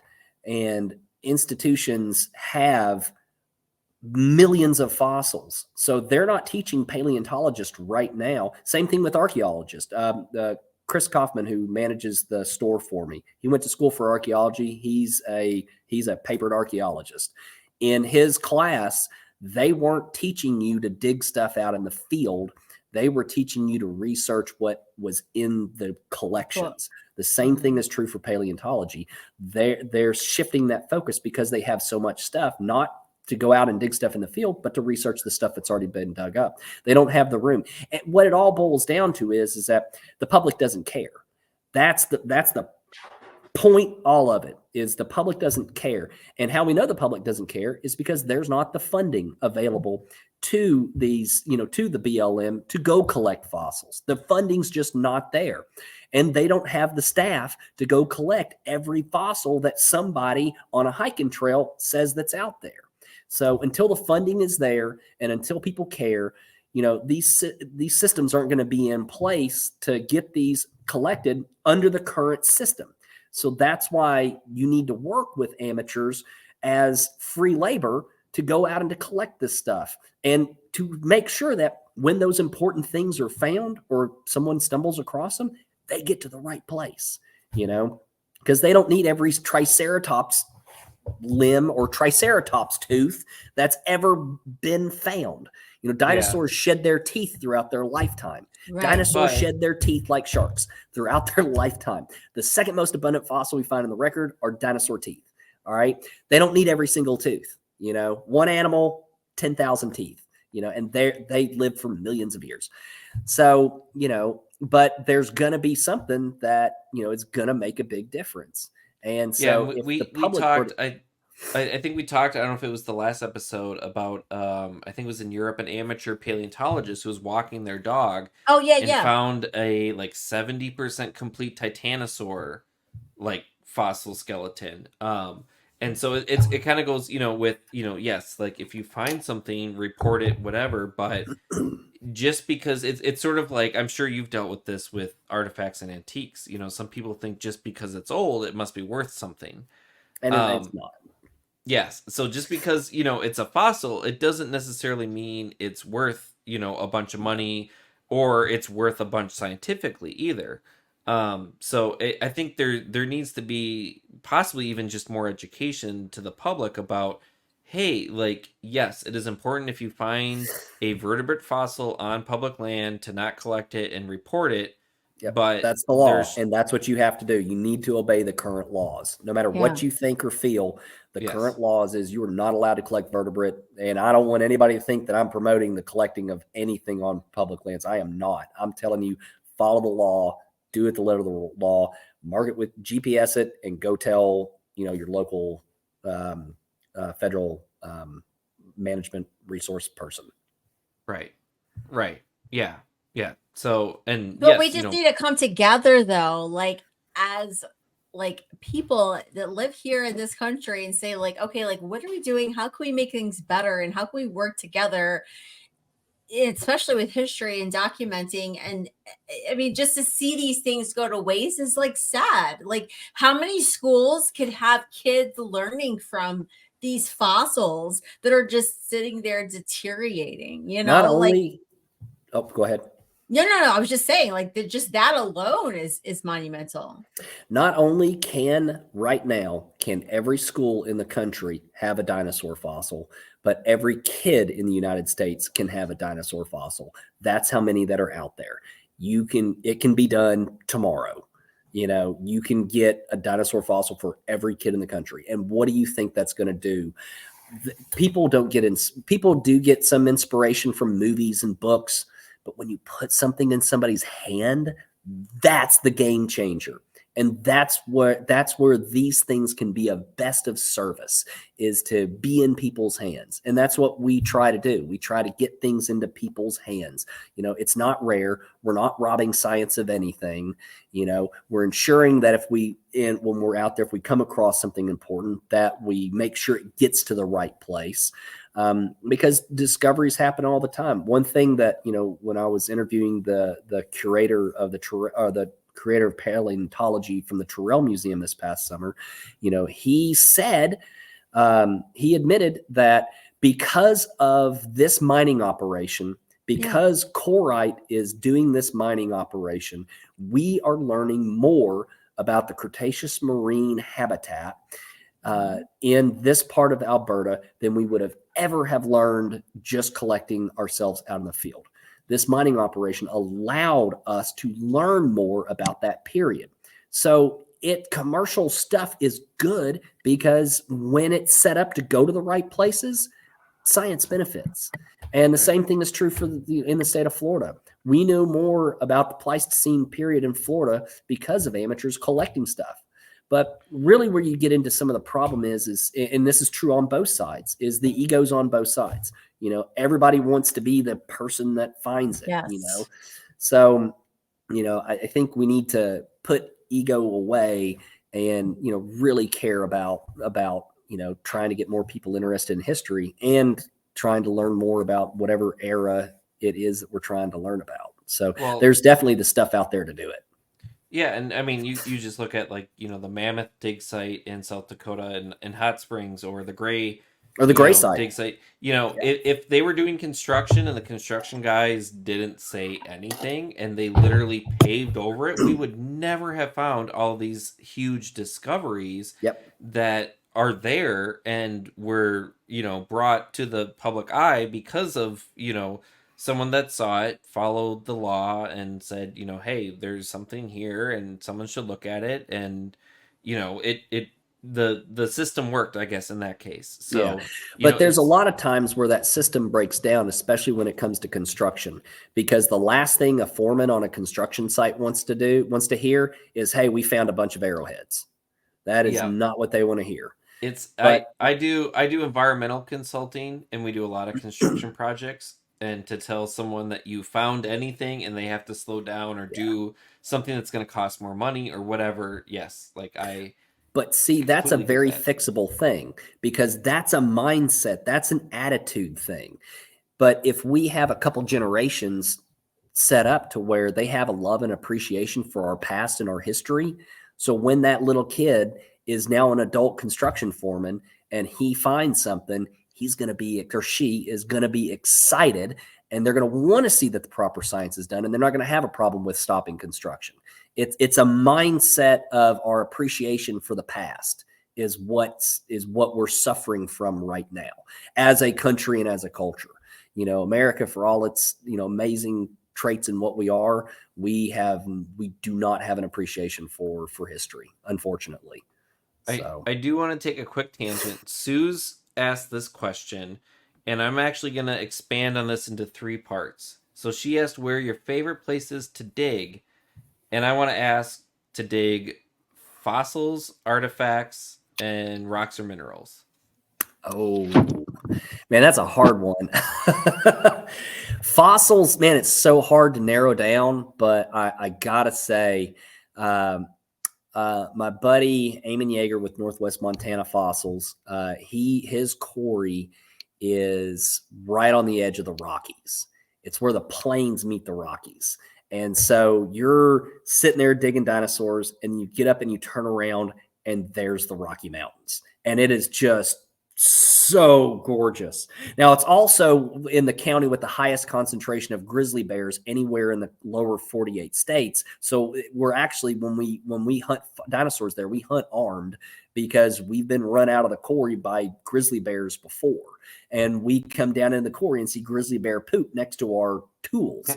So, that's probably my favorite place for fossil, and the Great Plains too. Buddy of mine, Ty, has got a site in South Dakota that you're standing on this high hill overlooking the great North American prairie, this vast grassland, one of the great grasslands. We call it flyover country because we don't have an appreciation for it, but it's one of the great grassland ecosystems on the planet. And you're standing there and you're looking and you're not seeing any trees or nothing. And just imagine them. It's just, oh man, it's awesome. So I just have to laugh at that, because as somebody who lives in a very flat area, like I have no appreciation for flatland. I'm sorry. You should, if you have the chance to get to Northwest Montana. I've done a lot of work in Great Falls in the last year, and we did trip up to the Montana. Was it Montana Dinosaur Center, whatever it is? That's up in Bynum. That was that's really their cool. 2 Medicine Formation. They're hunting the same dinosaurs we are.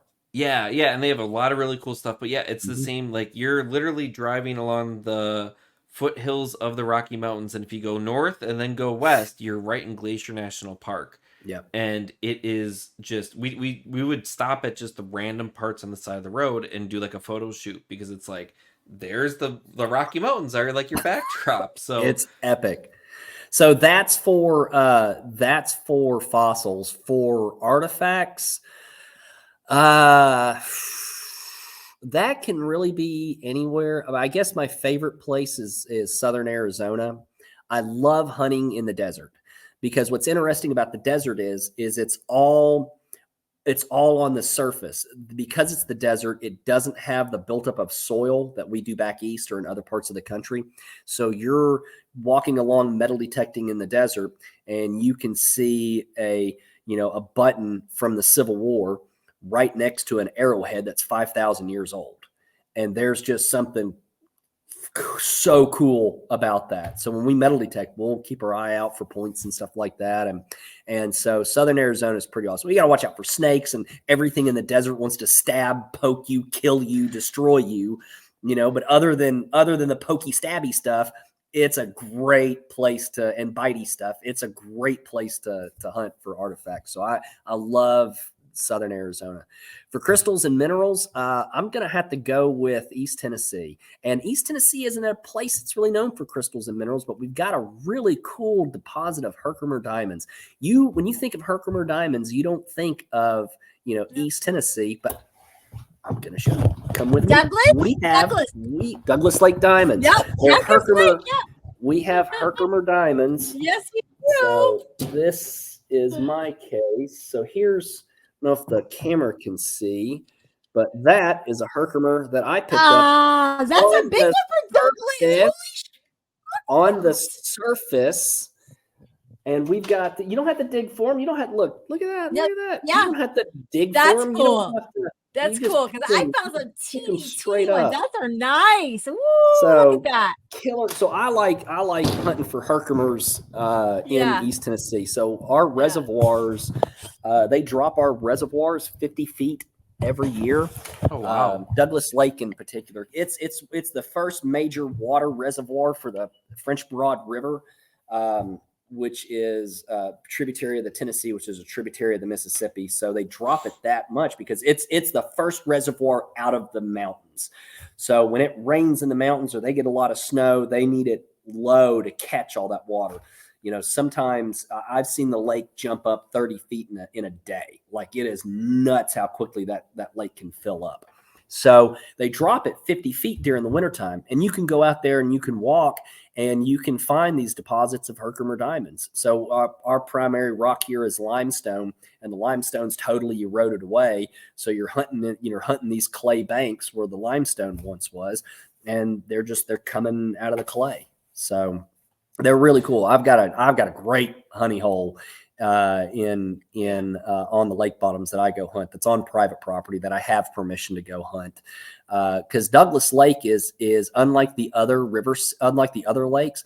So Douglas Lake, the lake that's next to me, it's the only lake in the TVA system that's set up like this. So they built the lake during World War II. It was the fastest dam ever built, I think, in U.S. history. Definitely, for sure, the TVA. They built it in 9 months. This lake was built in 1942-43, and its purpose was to provide electricity for the Alcoa aluminum plant and for the secret city of Oak Ridge, where the Manhattan Project took place. And so they needed everybody off that land now. So what they did is the government said, look, this is for the war effort. We're going to do a water easement. When the water goes back down, it's still your property. All right. So you can have a lake lot that has 1 acre above the lake, but your deed says 20 acres. Well, those 20 acres are under the water, and the state only has an easement over it when the water's above it. When it drops back down, private property, and you can do what you want. So that's why it's the only lake in the system where you can go collect stuff and it's okay. So I've got a spot where landowner permission, and I go hunt Herkimer diamonds, and it's you just sit there and you pick them up. It's great. You're surface hunting for crystals. I mean, how epic and killer crystals. And we've got some citrine ones. We've got some amethyst ones that we'll find, which is, I don't know what's going on there to cause that, but I found citrine, I found amethyst, I found smoky quartz. They've got some of them have killer inclusions in them. Some of them get huge, 2 and 3 inches big. But, the same thing that's happening with those crystals is happening with fossils is you get the freeze thaw. Once they're exposed on the surface, water can get down in there and can expand it and break them into pieces. So that's another thing that the freeze thaw is destroying. So a lot of times you find these big halves of, crystals that were once whole. So I had to double check it. The Douglas Dam was completed in February 19th of 1943. Mm-hmm. They had a 4-week-long delay from flooding. It only took them 382 days after construction began, wow. And it is a world record for a project of that size. That's cool. I didn't know it was that quick. Yeah. It's a big lake. Yeah. So it's a huge 500 and something miles of coastline, I think. Does it say on Wikipedia? It's a lot of coastline. Yeah. Yeah. I've been there, and I mean, it blew me away. Like, I come from the Great Lakes where, it's naturally made. So, I was like, wow, this is incredible. Yeah. It's the lake itself is over 28,000 acres. It's a big lake. Yeah, it is. It's great. Huge. It's one of the top 10 bass lakes in the country. It's right on the edge of the mountains. It's gorgeous, but there's, you can go find stuff. There were once on the lakes. So that flooded the French Broad River Valley, which was like I said, this was the first entrance of water out into the Tennessee Valley. And so there's a lot of prehistoric history it's on those lake bottoms, and those sites are sadly completely gone. The raising and lowering of the water over the past 50 years have taken all the topsoil off, took it down to bare clay, and those sites sadly are completely destroyed, completely gone. So I'll say, as somebody who's an outsider who looked at research to come in, because I did some prospecting out there, in the last year. And yeah, like seeing what's researched and out there, and then going out there and visually seeing, it's definitely changed. So like you could see it, a definite change just from what you can read online from years ago from now. Like there's a definite change, and you can see the layer change just as an outsider. So I can imagine for somebody who lives there can see it. Well, just And look at the rock exposure. I mean, there are limestone outcroppings that were once under dirt that are now completely exposed, like that are 10 feet up, 10 feet high. So, Yeah. so it does say Douglas Lake has an average 500 miles of shoreline and an average surface area of nearly 300,000 acres. yeah, that's That's a big lake. I mean, it's a big lake. It's crazy. Yeah. A buddy of mine, and we were talking about doing it with for Douglas. A buddy of mine, we did an episode, one of the early episodes of our YouTube channel. We did it with David Dean, who he's passed away now, but he did a lot of archaeological work for the state of Tennessee, and he did an archaeological project for the state and for TVA on Boone Lake, where he would walk the shoreline and identify previously unknown prehistoric Native American sites. He found something like 300 unknown prehistoric sites. And so we were talking about doing that to Douglas and walking the shoreline to see what sites we can identify that nobody ever knew existed. And that work still needs to be done and can be done, at least to get the sites logged and recorded, because there are sites in random places where you would not think there would be a site there anywhere. But because of all the raising and lowering and everything's exposed, you can see the flint, you can see the point, you can see everything. So you can see the fire cracked rocks, the evidence of fireplaces, the whole shebang. So, that's what's so cool about history, is because we think that it's all been discovered. We think that it's all been understood. We think that it's all known, and that's not true. I mean, dude, 300 sites is nothing to sneer at. You can watch the episode, go to our YouTube channel, and see it for yourself, and you can see the work that he did. There's still stuff out there to discover. There's still stuff out there to learn. There's still stuff out there to figure out. And, set citizen science where it's not very prevalent in this country anymore, at least towards history. You don't see much citizen science in the fossil world or in the archaeological world. You do in natural history, but you don't, like bugs and plants and stuff like that. But we need some of that citizen science within these disciplines, in order to help further our understanding. So basically, you people out there watching this and on the interwebs, go find what's cool to find in your own area and help out science. Like there's stuff to find. You just got to go find it. Yeah. So.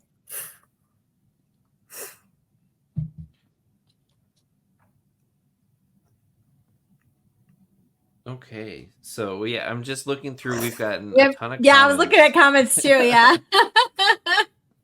And there's so a lot of comments, not so many questions, but just a lot of people like just wanting to share their piece. Yeah, and I want to say too, like it's really great to see, like, you've got this really awesome artifact and rock mineral, even meteorites, even. Yeah. And you do buy quite a bit of stuff, but like a ton of your work that you do, you're finding it yourself.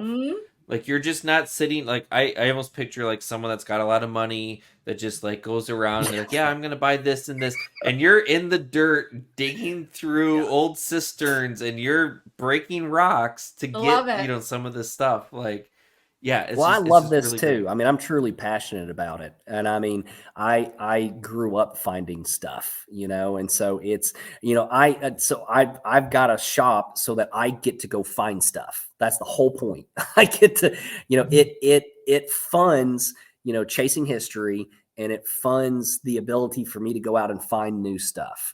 And I love that. But you got to keep in mind, I'm not finding everything. A lot of the stuff that's in the shop comes from men and women who every day put their boots on and go hunt this stuff themselves. There are whole communities out there. You brought up meteorites. So there's communities out there of people, that's all they do is nerd out and go find meteorites. All right. So there are those communities out there. There are communities that go out all day, every day, and hunt for crystals. Groups that go out and metal detect for Civil War relics, groups that go out and look for dinosaur fossils, groups that go out. And so all of these little communities, I've been really fortunate to meet incredible people in all of these groups, become friends, learn how they do it, dig alongside them, purchase some of the stuff that they find, and find some stuff myself, and work with these groups in all these different areas to kind of bring it all together in one place to create this madhouse that is the Relic Room. But, and that's one thing people don't get, is that you can make a living hunting dinosaurs. You can right now make a living hunting dinosaurs. You just got to get permission from the landowner and go out and put in the work, and you can do it. You can make a living digging crystals. You've either got to buy a site or get permission and go out and do the work. Same with meteorites, same with metal detect, same with all of this. You can make a living doing that.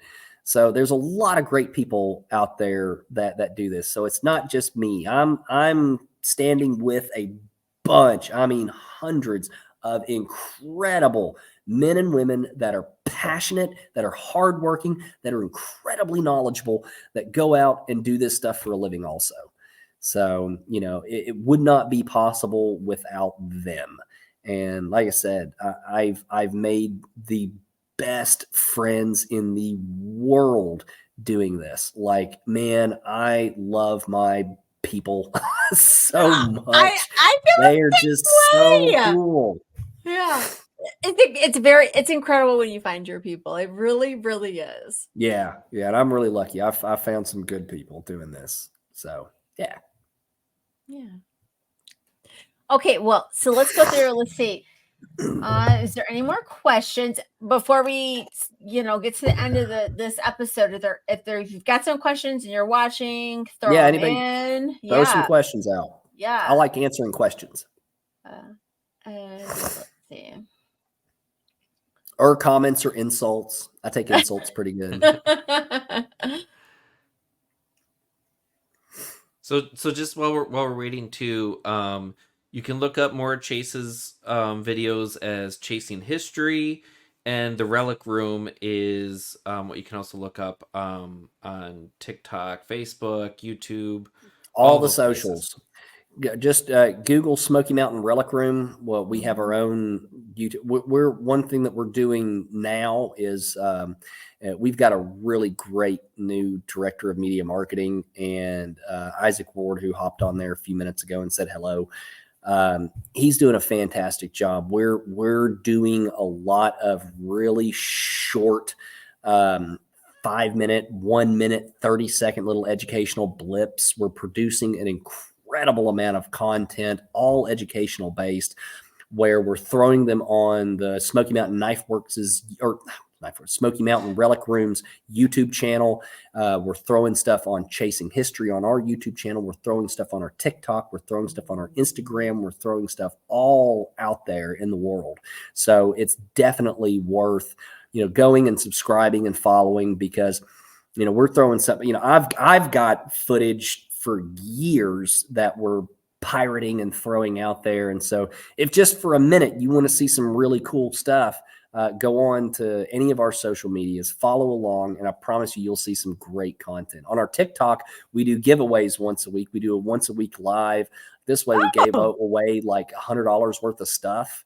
Nice. So, we give away some good stuff, like a shark jaw, a really killer piece of Vivianite I gave away, and a tooth. That was today's giveaway.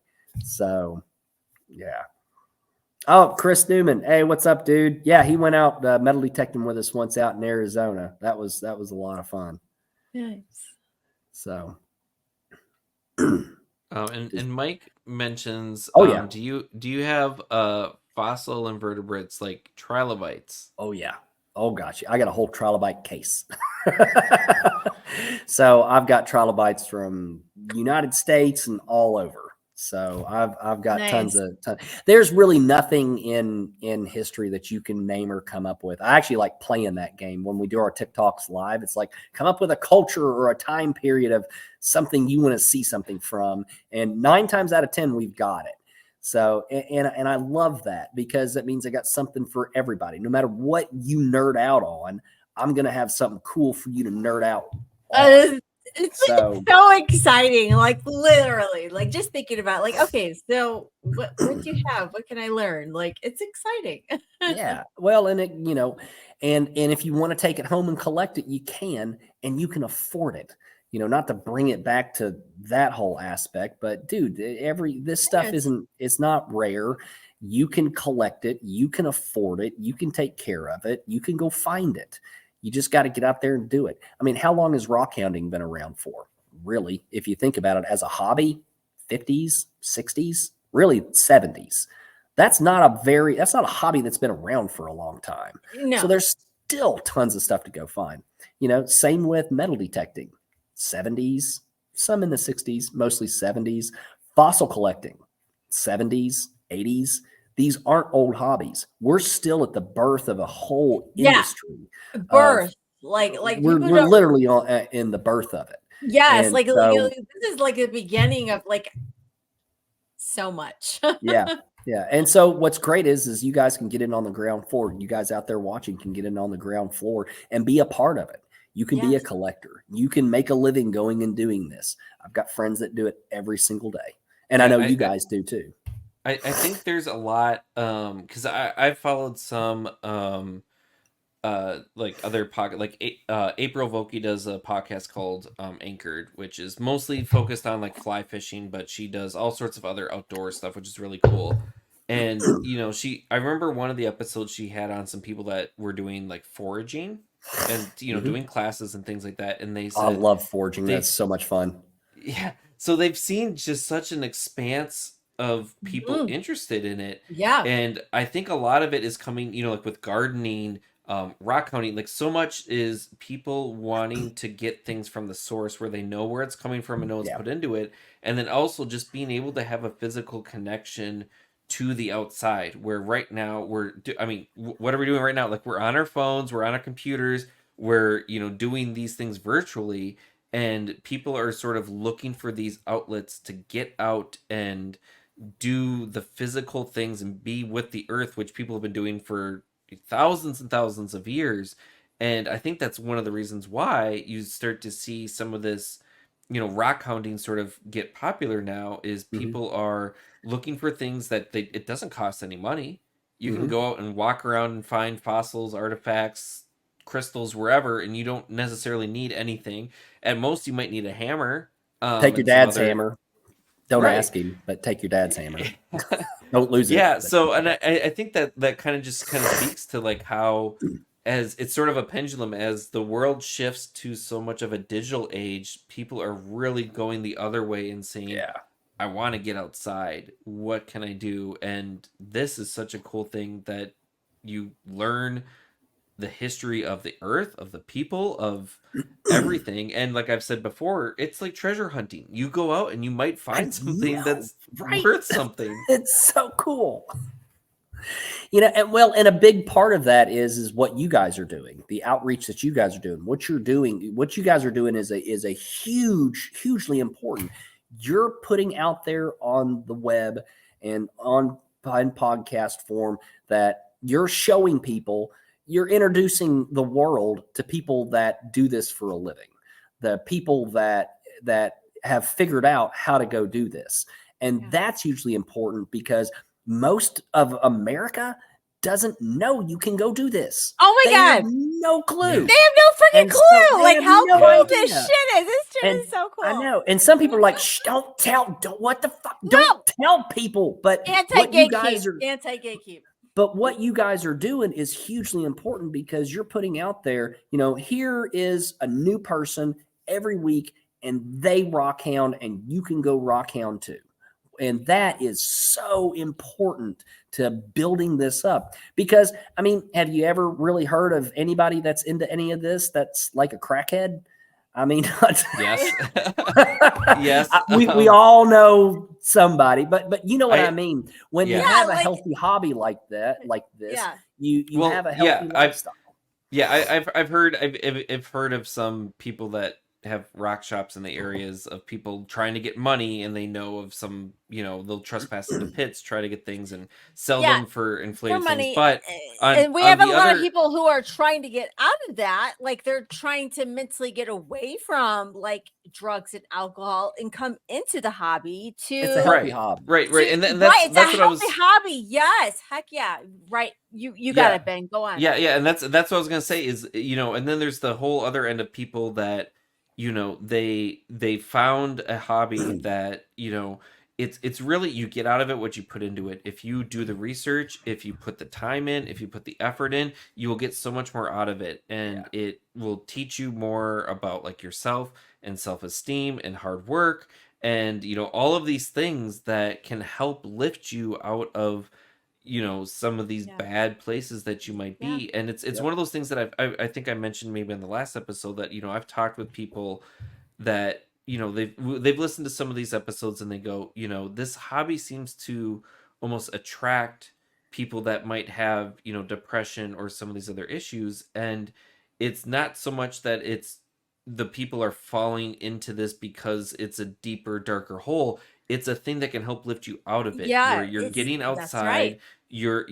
And this too, like, the community is so nice. Like, if you go to a rock or mineral club like meeting, and you talk to people and go, hey, like, I like calcite crystals and agates and whatever, and everyone's like, well, so do I. Oh, where do you go? Oh, whatever. Like, I've never met someone at any of those meetings, or even like a rock shop, talking to some random person or the store owner or whoever, who's gonna try to put someone down, or will be unreasonable about anything. And people want to help and expand. They want to and especially share. They want to share Yeah. information. They want you to be successful in this. Like they want you to find that. Like we want to give you info and we want you to find it. Like we want you to have that feeling that we had when we found it. Like that's And great. that's true for every genre. So whether it's metal detecting, artifact hunting, fossil digging, it's every genre I have found that it's exactly that. People wanting to help other people out and include them in the hobby and get them interested and get them started and get them out there hunting and finding stuff. That's what's so great about this history thing that we do. Yeah. Is we're all passionate about it, and we all like to share it. We all love to see people get excited about it. Yeah. So it's the sure as crap beat selling insurance. And then let me tell you something. And I just want to just add this little tiny little thing because I know we're getting to the end. But this weekend, like having the opportunity to dig with somebody who's like in their 60s plus, like I think Amos is 65, who like started loving this hobby at the age of 7, like over 50 some years ago, who like felt alone in this hobby, loving finding things, that no one else cared about because farmers are like, get these rocks and gems or whatever out of my way because I can't grow what I need to grow, and be like, whoa, this is beautiful. How did it grow? How did this develop? And da da da da. And to see that passion grow and develop, and to be 50 some years later and still have that same passion about earth and nature and connecting people to that, it's like, oh my god, like those people are like what we need, and to see those people and the impact that they can have on others, it's like, how could there be a better hobby? No, Right. there isn't. and it's something too that we have interviewed. Chase started finding artifacts when he was 5 or 6, and Amos started when he was 7. And I've met and talked to people that they're in their 20s or 30s or however old, and they're like, like I was kind of into, maybe I picked up rocks as a kid and whatever, but now they're kind of like, hey, I kind of want to look more into this because I've got more time. I've got, maybe just the desire now or whatever it is. And it's definitely a hobby that it's like, you don't have to be a kid to become an expert at it. Like, this isn't the NFL or, NBA or anything. Like, no, you don't have to be the best player ever. Right. Like, it's a hobby that you can pick up right now without any experience. We and gotta do. learn and go out and find just amazing things and just open up a whole world of Whole world. possibilities and history and science and just everything else that maybe you weren't just curious about, but like it's out there, and all you need to do is just go for it. Right. Well, I guarantee you, whoever's watching this, wherever you're watching this, I guarantee you 100% that within driving distance is a rock and mineral club. I Yeah. guarantee you that within driving distance, there's a metal detecting club. I guarantee you within driving distance, there's a fossil club. Google whatever your freaking hometown is, home county, part of your state, Eastern Idaho, whatever, type it out. Fossil club, rock club, metal detecting club. Or You'll just real find quick, it. like even if And- you're in an inner city and you're like, this shit is so Yeah. cool, and I'm surrounded by buildings and I want to be connected to my nature, just Google the next Google the place near club. you. Yeah. And what you'll find and if you go to amfed.org, that's that's the American Federation of Mineralogical Societies, amfed.org.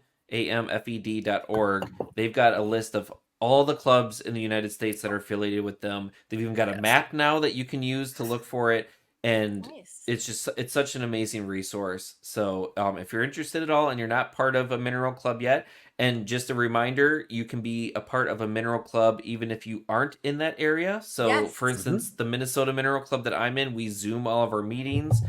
We have people that attend our field trips from all over the U.S., and you don't have to join just one. You can join multiple. I've known Multiple. plenty of people that are in multiple clubs. So don't think that... I live in Ohio.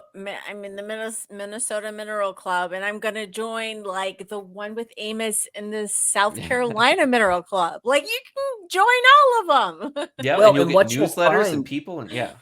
What you'll find in these clubs is you'll find a lot of people, a lot of older people that have done this for 50 years that love sharing their knowledge. They want to teach you everything. They want to teach you. They will like grab you and go, come with me to my site and I'm going to show you how to do this. That's what's so great about those clubs. And no matter where you are in the country, if you have an interest in some part of history, there's a club where there are people there to help you out and show you the way.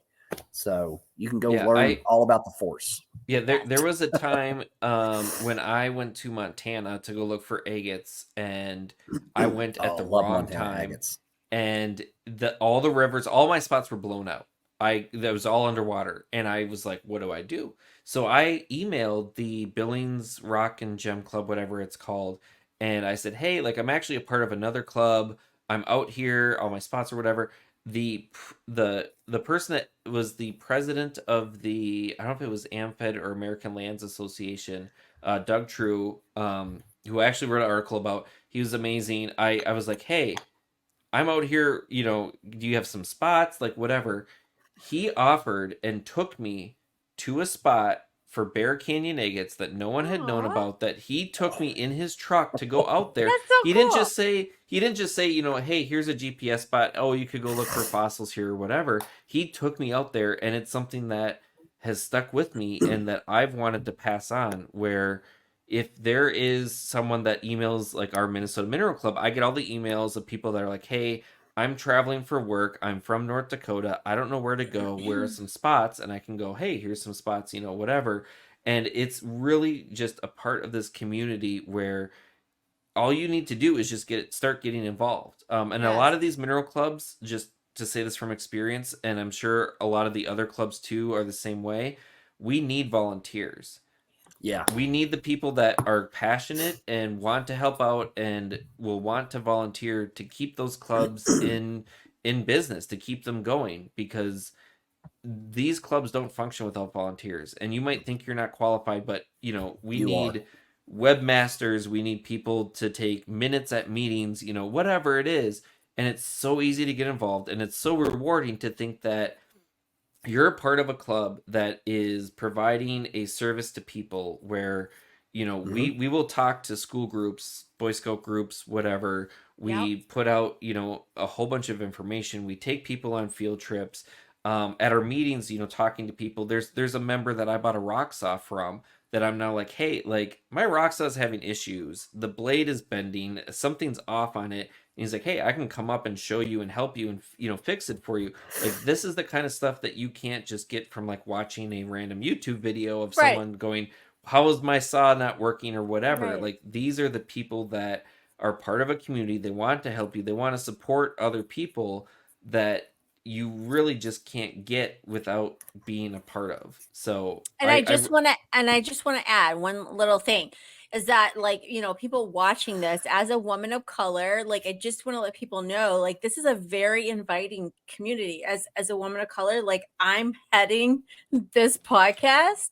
And so, like, my mission is to let people know, like, this is something that, like, I got pulled into. Like, I was in a dark place. We've talked this in the past on the podcast, and shows and in previous episodes, like, I found this hobby through my daughter, and everybody in 2020, where they go through their thing with dark times. And this hobby has pulled me into a better place in my life.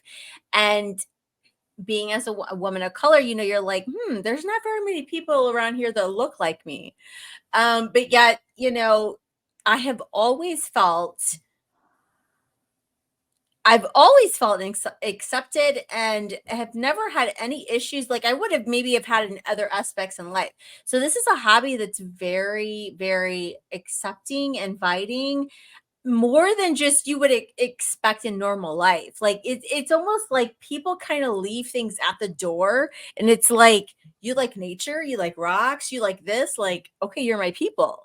So it's just one of those kind of hobbies where you're just not, it's unexpected in kind of a way. I don't know how to describe it, but with that, it makes it so much more special to you. So it's obviously very special to me personally, and I that's something that I really want to portray and really share with others, so that they can be more connected and be more involved.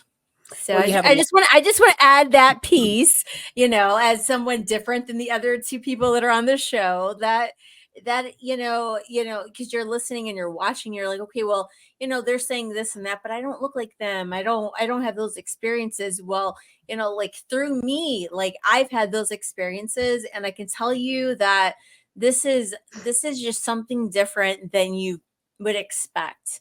So just, like, dive in.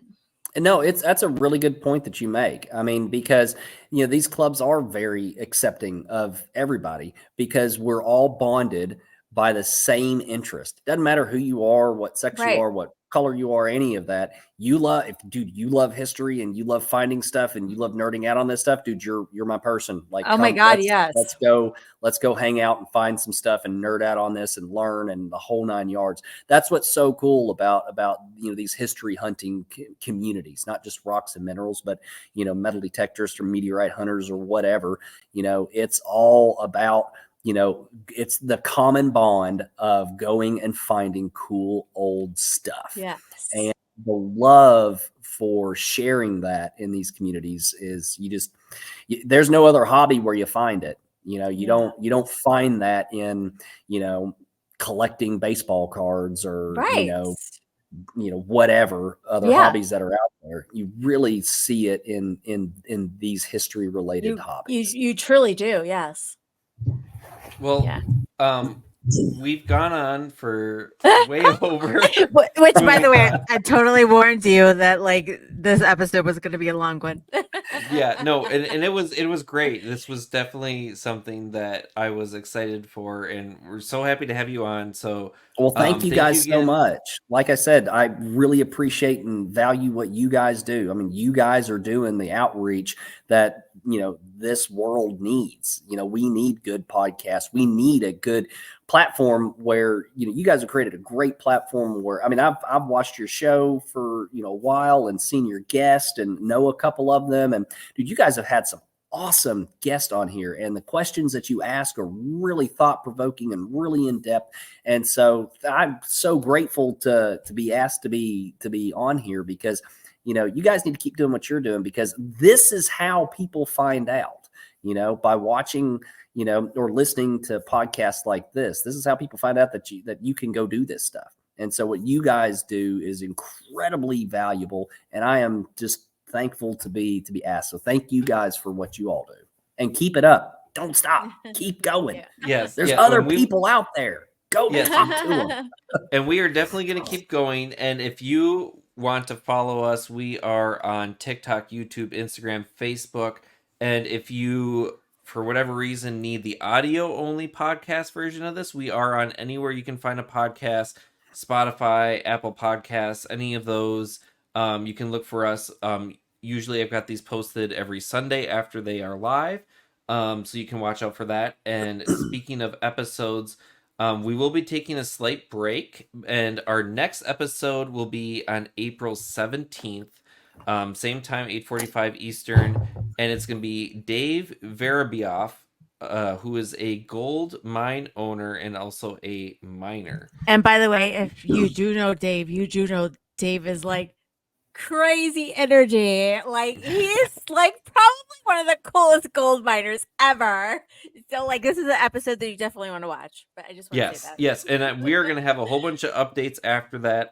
So make sure get your eclipse glasses ready, because this will be after the eclipse. Yes. I'm going to be down in Arkansas mining some quartz, so it's going to be a great episode. So make sure to tune in for that. Yes, definitely.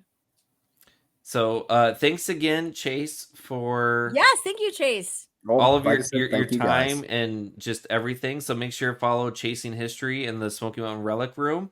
Yeah. And if you're not a subscriber to Rockhound Talk Live, definitely subscribe to us on YouTube, Rockhound Talk Live. We are the only live Rockhound podcast on YouTube, Facebook, and Instagram, and hopefully TikTok soon. So definitely subscribe to us so that you can get notifications when we go live on Wednesday nights at 8:45 Eastern Standard Time. And with that, thanks everyone for watching and listening tonight, and hope you'll have a good night. All right, Remember, everyone. guys, history rocks. Woohoo! Woohoo! Peace out.